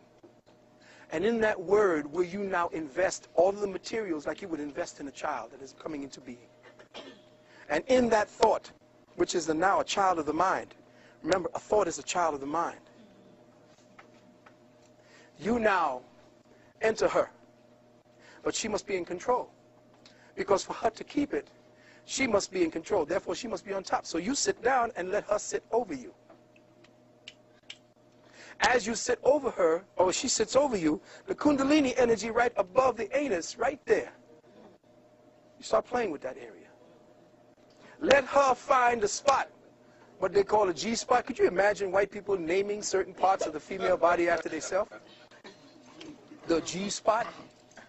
She will find a place along the yoni, right back behind the clitoris, that little rough pad back there. When she finds that, sisters, you keep the programming that was agreed upon as you begin to feel the sexual energy build inside of your body. What you are doing with that sexual energy is that you are giving life to the thought. The more you keep the energy, this is practice, the more you, see, so it's going to be fun. So you keep the energy, sister, keep the fold, keep the focus. As it's building, you're going to start feeling it. And you can tell when they get it. Brothers, you are the scientist. You are the one that's controlling the energy in her body. You're watching the energy flow. As she takes off, you begin to see where the energy is because you'll watch it. If you're watching her body from here, you will see the body the aura begins to change from here to the heart chakra. And then all of a sudden, you look at the nipples, they begin to grow. You know the energy is in the breasts. And then all of a sudden, it starts going into the arms. When it reaches the head, what happens, brothers?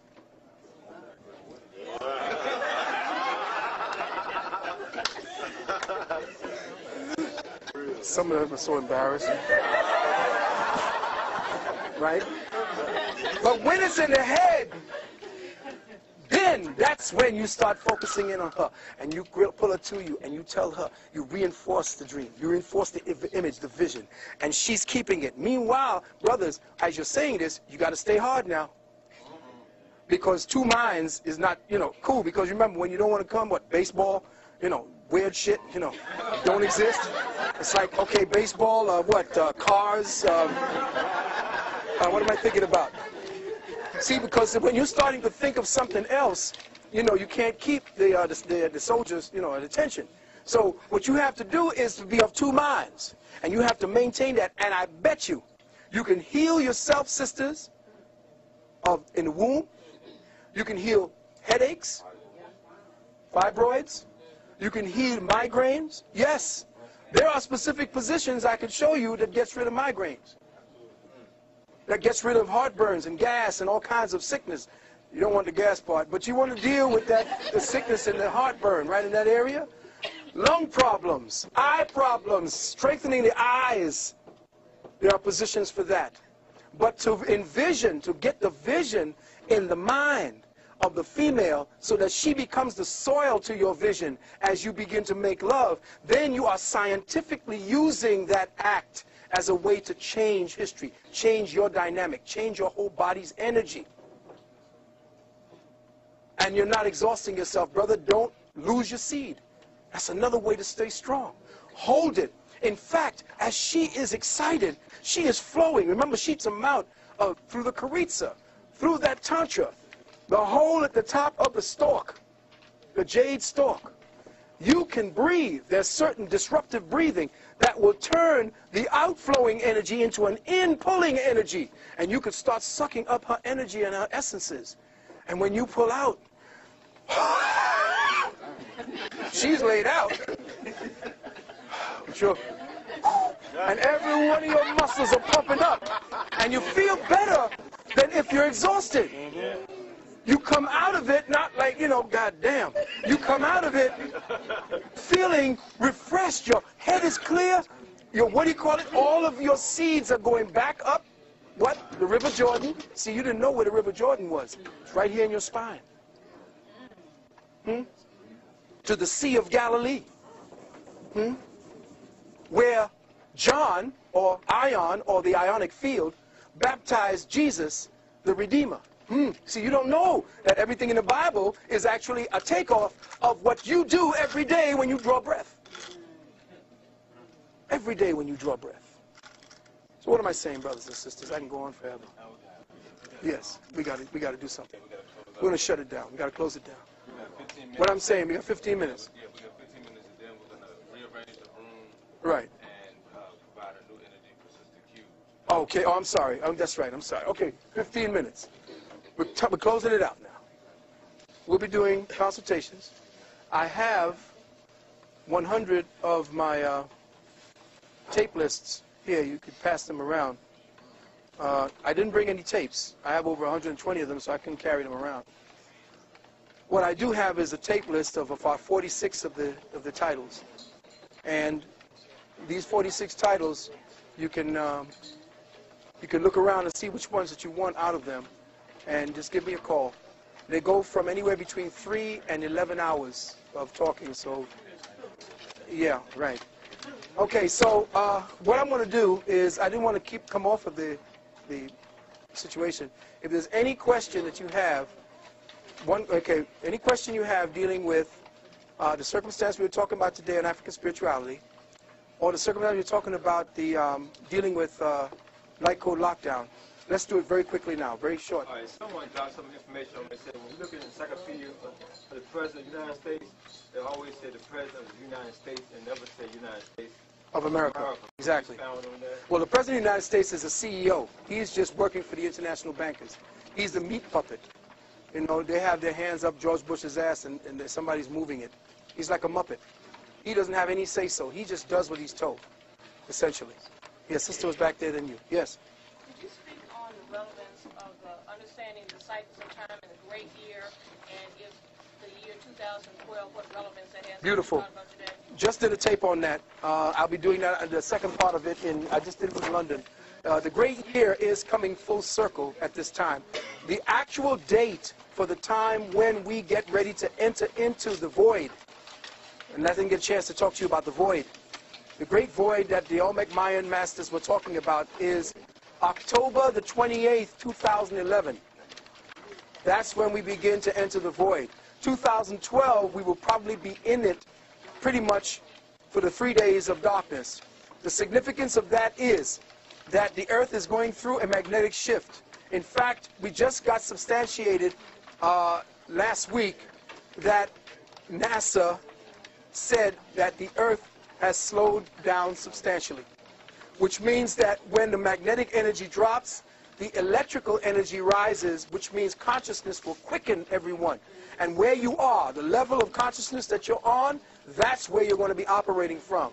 So if you got the mindset of an onion, that's exactly where you're going to be thinking. That's why it behooves you to start dealing with some of the, oh, by the way, oxygen levels on the planet will drop substantially over the next 7 years because of what's getting ready to happen. The slowing of the Earth, the pollution, the passing by of Herculebus. Herculebus is a planet that appears every time we get ready to come out of the cycle of the last root race.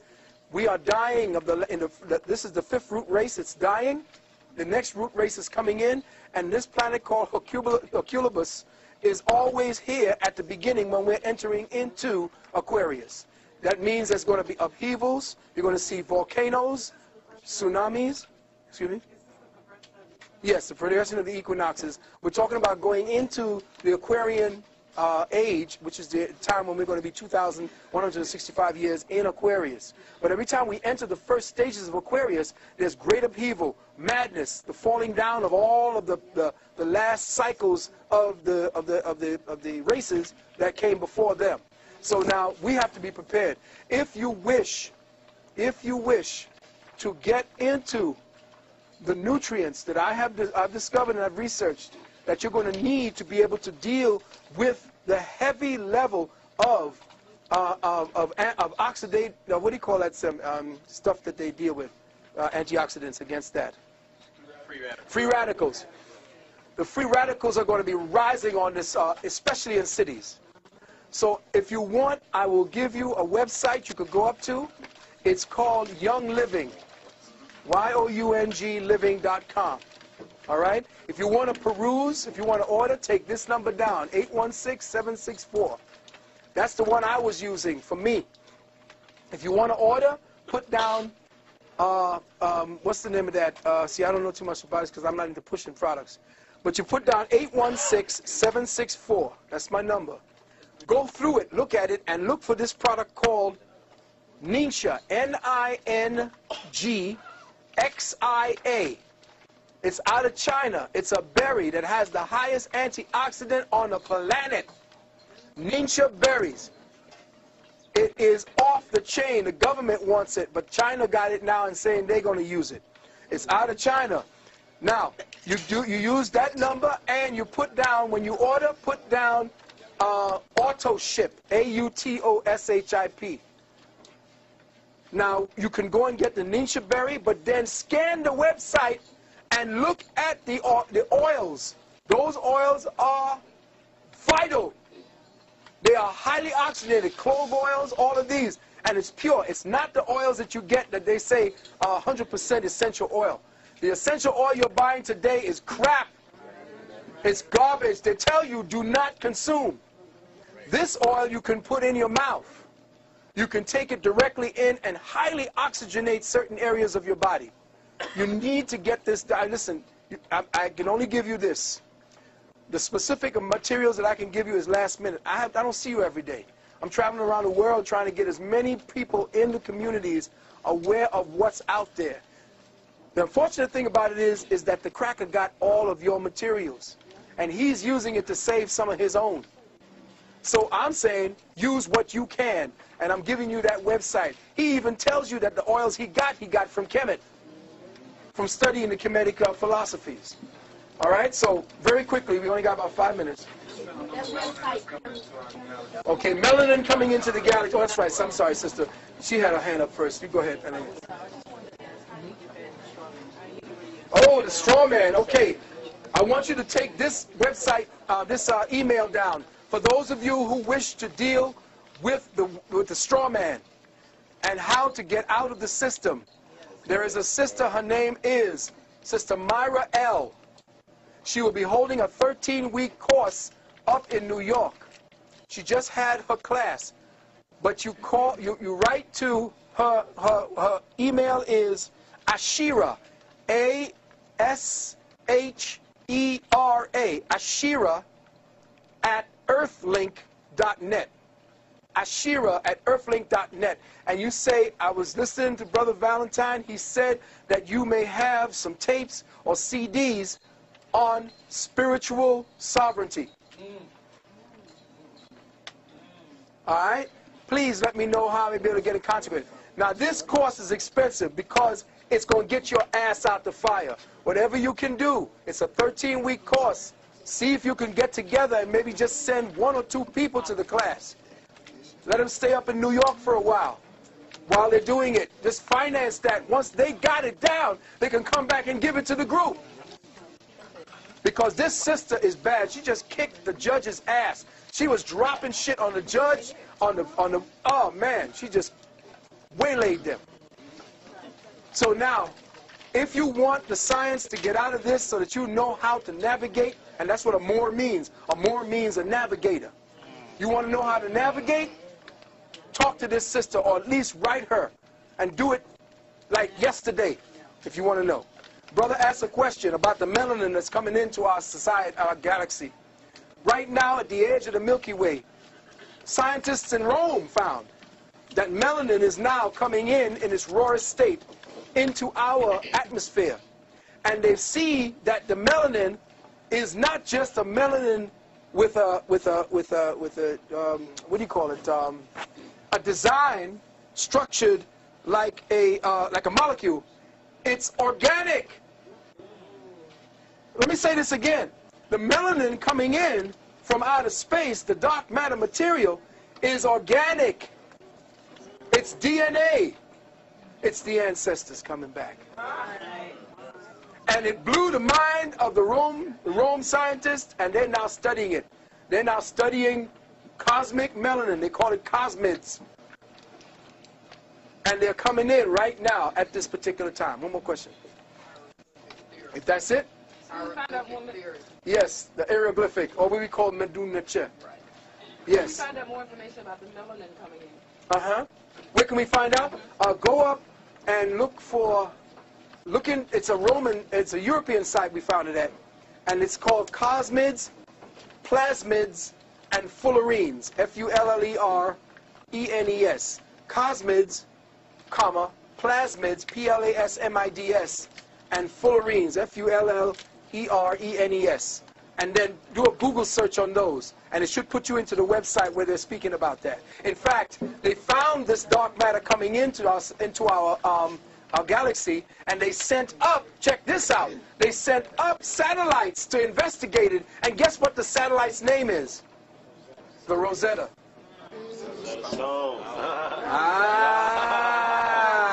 Check it out. And it's going to be broadcasting this information back in 2006. Yes, sister. When are you coming back to Richmond, Virginia? I have no idea when I'm invited. I just loved it here, first and foremost. Brother, I'll tell you, this has been a beautiful experience for me. It reminds me of when I was out there in London and around. You people here have been just wonderful. And I thank you for your attention.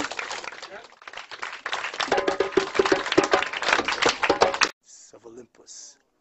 Now, the Illuminati are known as the gods of Olympus. Flash forward to Snoop Dogg.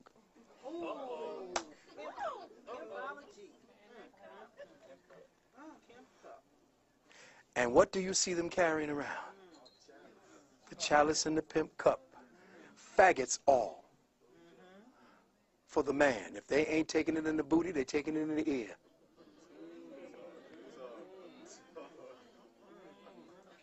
And you heard about the down low. So the age of Aquarius is the age of faggotry. This is why the brothers in Jamaica, Buju Banton and the rest of them were attacked for coming out on the Batiman. Because the big body hole will be your God. And don't believe anybody who's just saying, I'm bi-curious. Brother, you're not bi-curious, you're a faggot.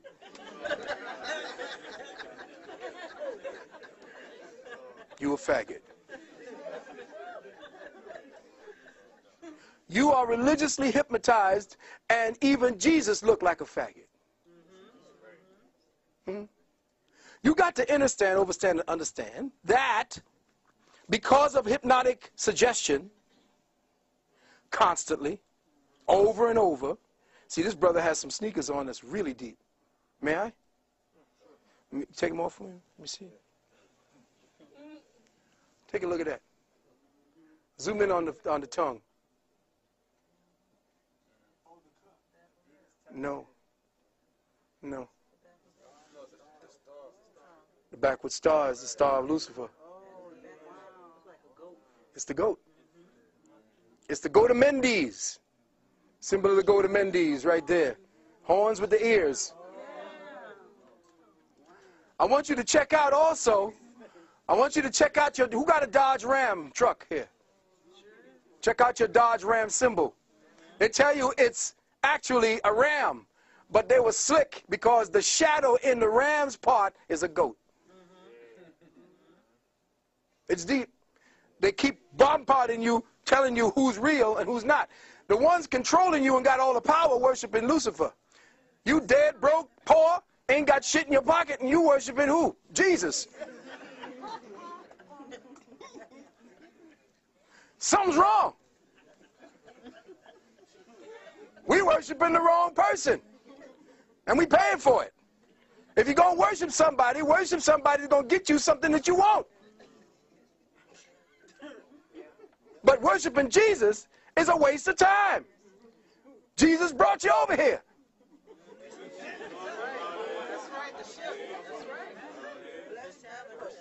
Blessed by the bishops. So if you're going to do anything, do it the other way and then give some of that money back to those worshiping Jesus. Go get it from Lucifer. Bring it back to your people. Now, I'm not saying, you say, oh, God, hell no. See, now everybody going to start sacrificing goats and chickens and shit. I'm not talking about that. I'm talking about the fact that what we have here, if I may, what we have is a problem dealing with deprogramming.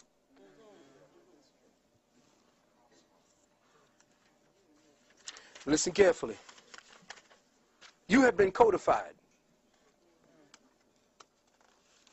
Do you know that the government right now is attempting to barcode every animal on the planet? They already have half of them done. Our organic minds have been slowly acclimated to live and breathe only in virtual environments. Life is a tangible cosmic principle, and it has been digitally codified. You have been codified. Even as we speak, your consciousness is a breath away from the very digitally colonized, making it completely. A paradigm I call synthetic synchronicity has been weaved around your awareness like a perverse web of manipulated energies. This perverse consciousness web vibrates within an electromagnetic yin-yang polarity and manifests as twin dynamics. In the yin of synthetic synchronicity, it represents itself as a newly evolved species of consciousness we call virtual reality. Virtual reality has spawned its own subspecies called, oddly enough, the web, the internet, satellite cable TV, DVD, Palm Pilot, Ethernet. The Yang principle of synthetic synchronicity represents itself as a very new species called virtual entities or virtual beings. Virtual beings, in turn, have spawned subspecies called clones, genetic engineering, artificial intelligence, robots. With the appearance of these two dynamics, the lines between the real and the surreal have become extinct. They are disappearing regularly and rapidly.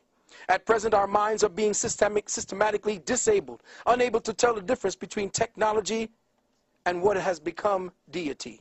Technology has become your experiencer. Technology now feels and processes the world for you. It experiences for you.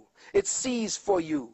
It tastes for you. It calculates for you. It listens for you. It senses for you, advises you, comforts you, teaches you. It even masturbates you.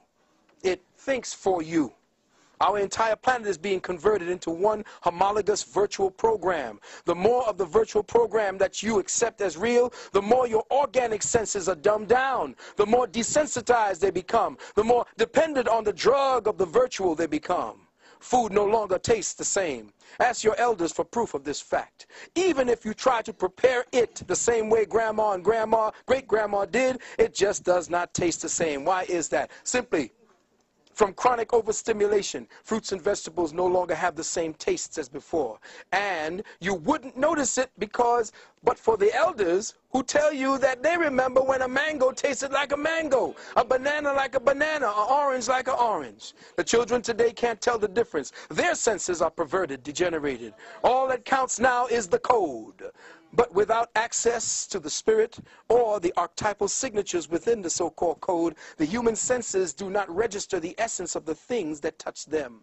The human body itself has been digitalized, disassembled, and genetically deprogrammed down into numerical gigabytes. We have been diminished in wonder. This marvel that we are, this mystery, this molecular temple to the highest manifestation of cosmic intelligence has been trivialized into a cellular schematic of dots, dashes, and nanoglyphs. We have become the symbol of what was once real. The body has become an icon of its own self. The human mind and its senses in the brain are slowly losing its ability to experience, process, or recognize the organic world. We no longer process experience or recognize the real. We no longer savor the scent of real air, recognize the taste of real water, relinquish or relish in the taste and the texture of real earth, experience real clouds, experience the resonance of real words, harmonize with the melody of real voices, interface with real touch, real feelings. Does everybody remember the movie The Matrix? Do you remember when Morpheus took Neo into the construct and Morpheus responded to Neo's question, "This isn't real"? Morpheus quickly replied, "What is real? How do you define real? If you're talking about what you can feel, what you can smell, what you can taste and see, then real is simply electrical signals interpreted by your brain." Now, keep these words in mind, beloved, because it is through the electrical components of your brain that your consciousness is being accessed. Neo asked prior to this last question, "Right now we're inside a computer program?" Morpheus said, "Is that really so hard to believe? Your clothes are different. The plugs in your arms and heads are gone. Your hair has changed. Your appearance is what we call a residual self-image." Is this the mental projection? It is the mental projection of your digital self. The world that we think we see and mentally process is actually a residual projection of intercepted light. We, all of us, live and exist in a virtual continuum I call synthetic synchronicity.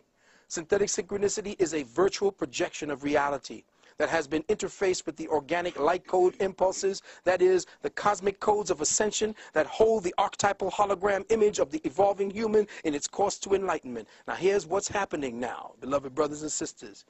All that we see today, all that we are hearing today, all that we think we process is real, all you think is a sound of 50 Cent and the game and all of that, it ain't real.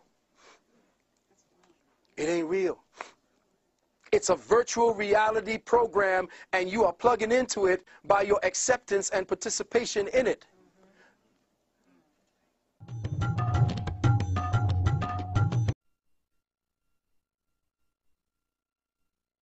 Now is not real food. See, what's happening is they have to take out what is real in the genetics of the food, because what is real is what interfaces you with the earth. The earth has your final programming. Once you interface with the food on the earth, food and eating is a form of communication.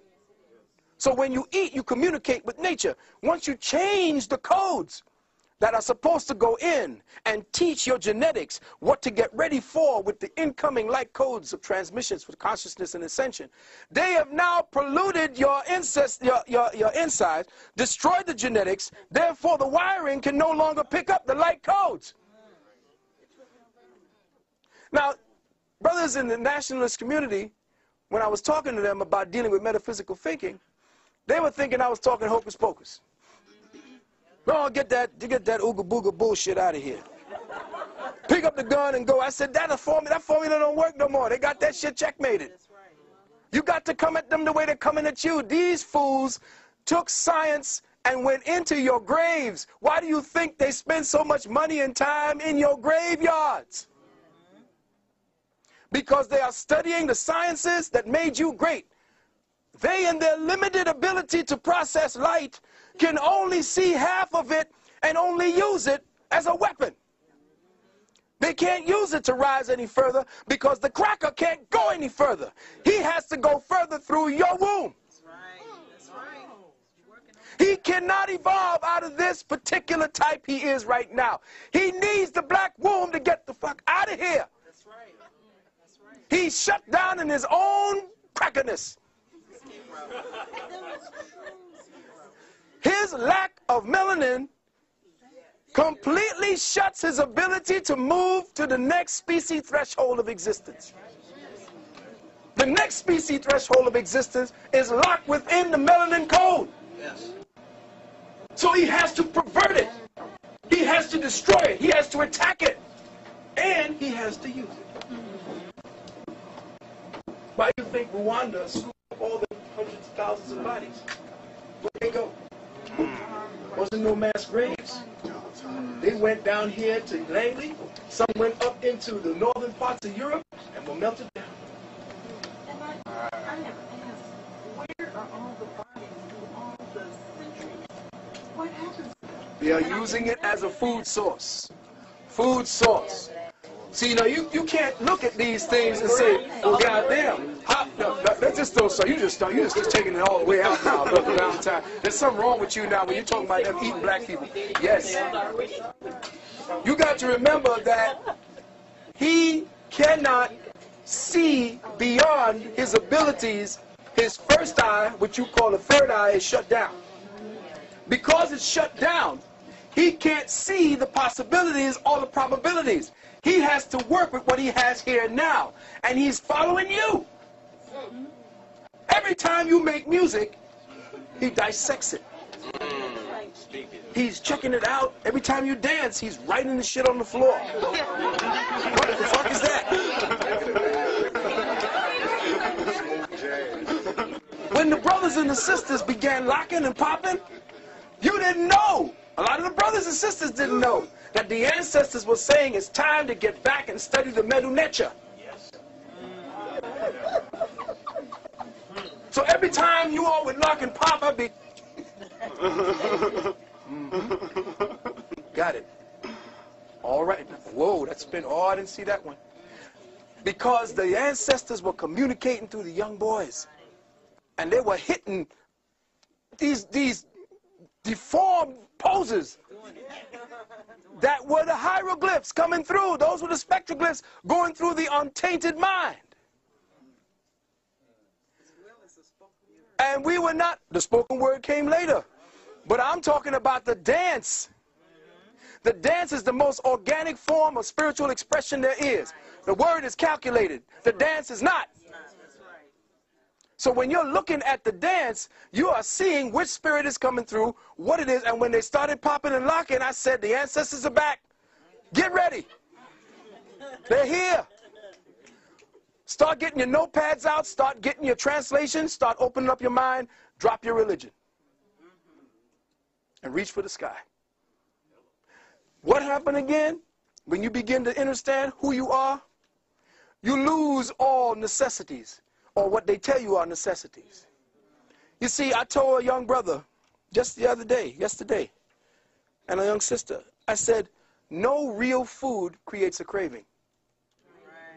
Let me say that again. No real food creates a craving. You don't Jones for apples. But you Jones for a chicken wing and some ribs. Soon as you smell it, that's your addiction. And the problem with you getting out of here is because you were in somatic lockdown. I did a tape. I talked 11 hours, so you know how long I could go. I ain't going to stay that long. I had people sleeping on the floor, still talking to them.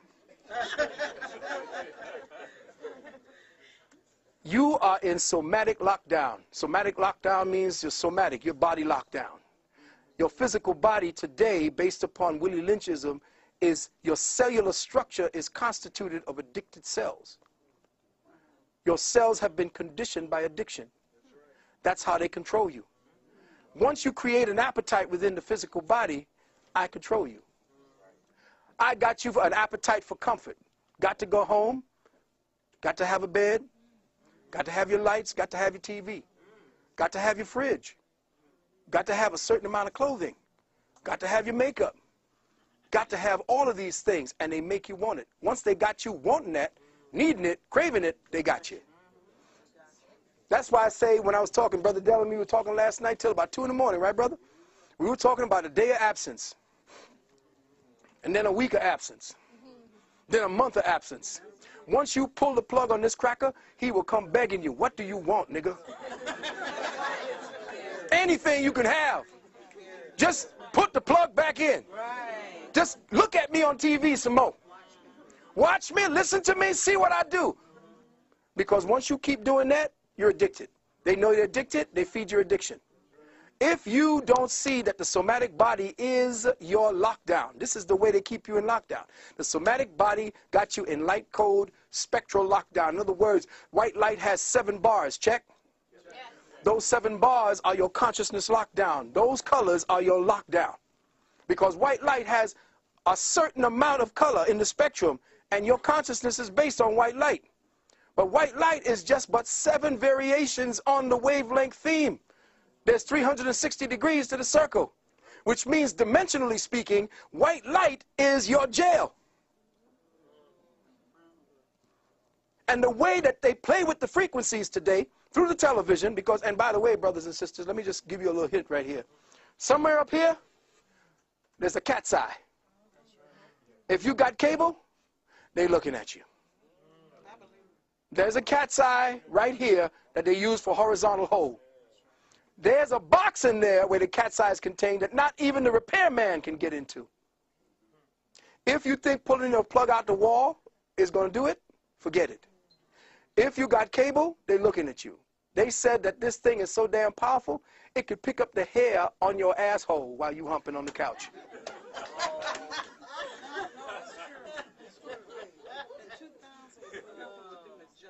And all of these niggas is out there running, getting all this digital, liquid screen, big-ass TVs with Big Brother looking right in their living room. Right into their living room. And all these new cars? Oh, yeah. They got y'all. They're tracking y'all good. And get ready for your what do you call it card? Your national ID card is coming.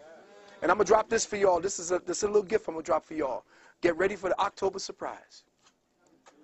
October surprise is that they're getting ready to sign legislation where eminent domain is that they're going to take everything you have. Why? Because the international bankers today have now called in the debt. The United States can't pay it. If you are part of the United States, they got you. This is concentration camp time, brothers and sisters. This is how they're financing the war in Vietnam, in Iraq, same damn thing. What they're doing is they're locking brothers up. And every crime has a price. The highest one is murder, manslaughter 1 and 2.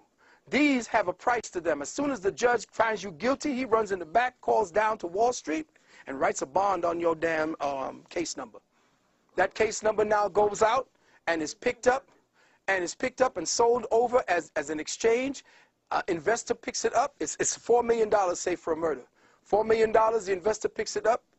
They sell it to them for $40 million. The investor pays $16 million. They take that money and they put it into the Securities Exchange Commission, and that now becomes a bond worth $400 million. And that's how they are financing the war with the brothers in jail. Using your Social Security card. Let me just give you this. Take out your Social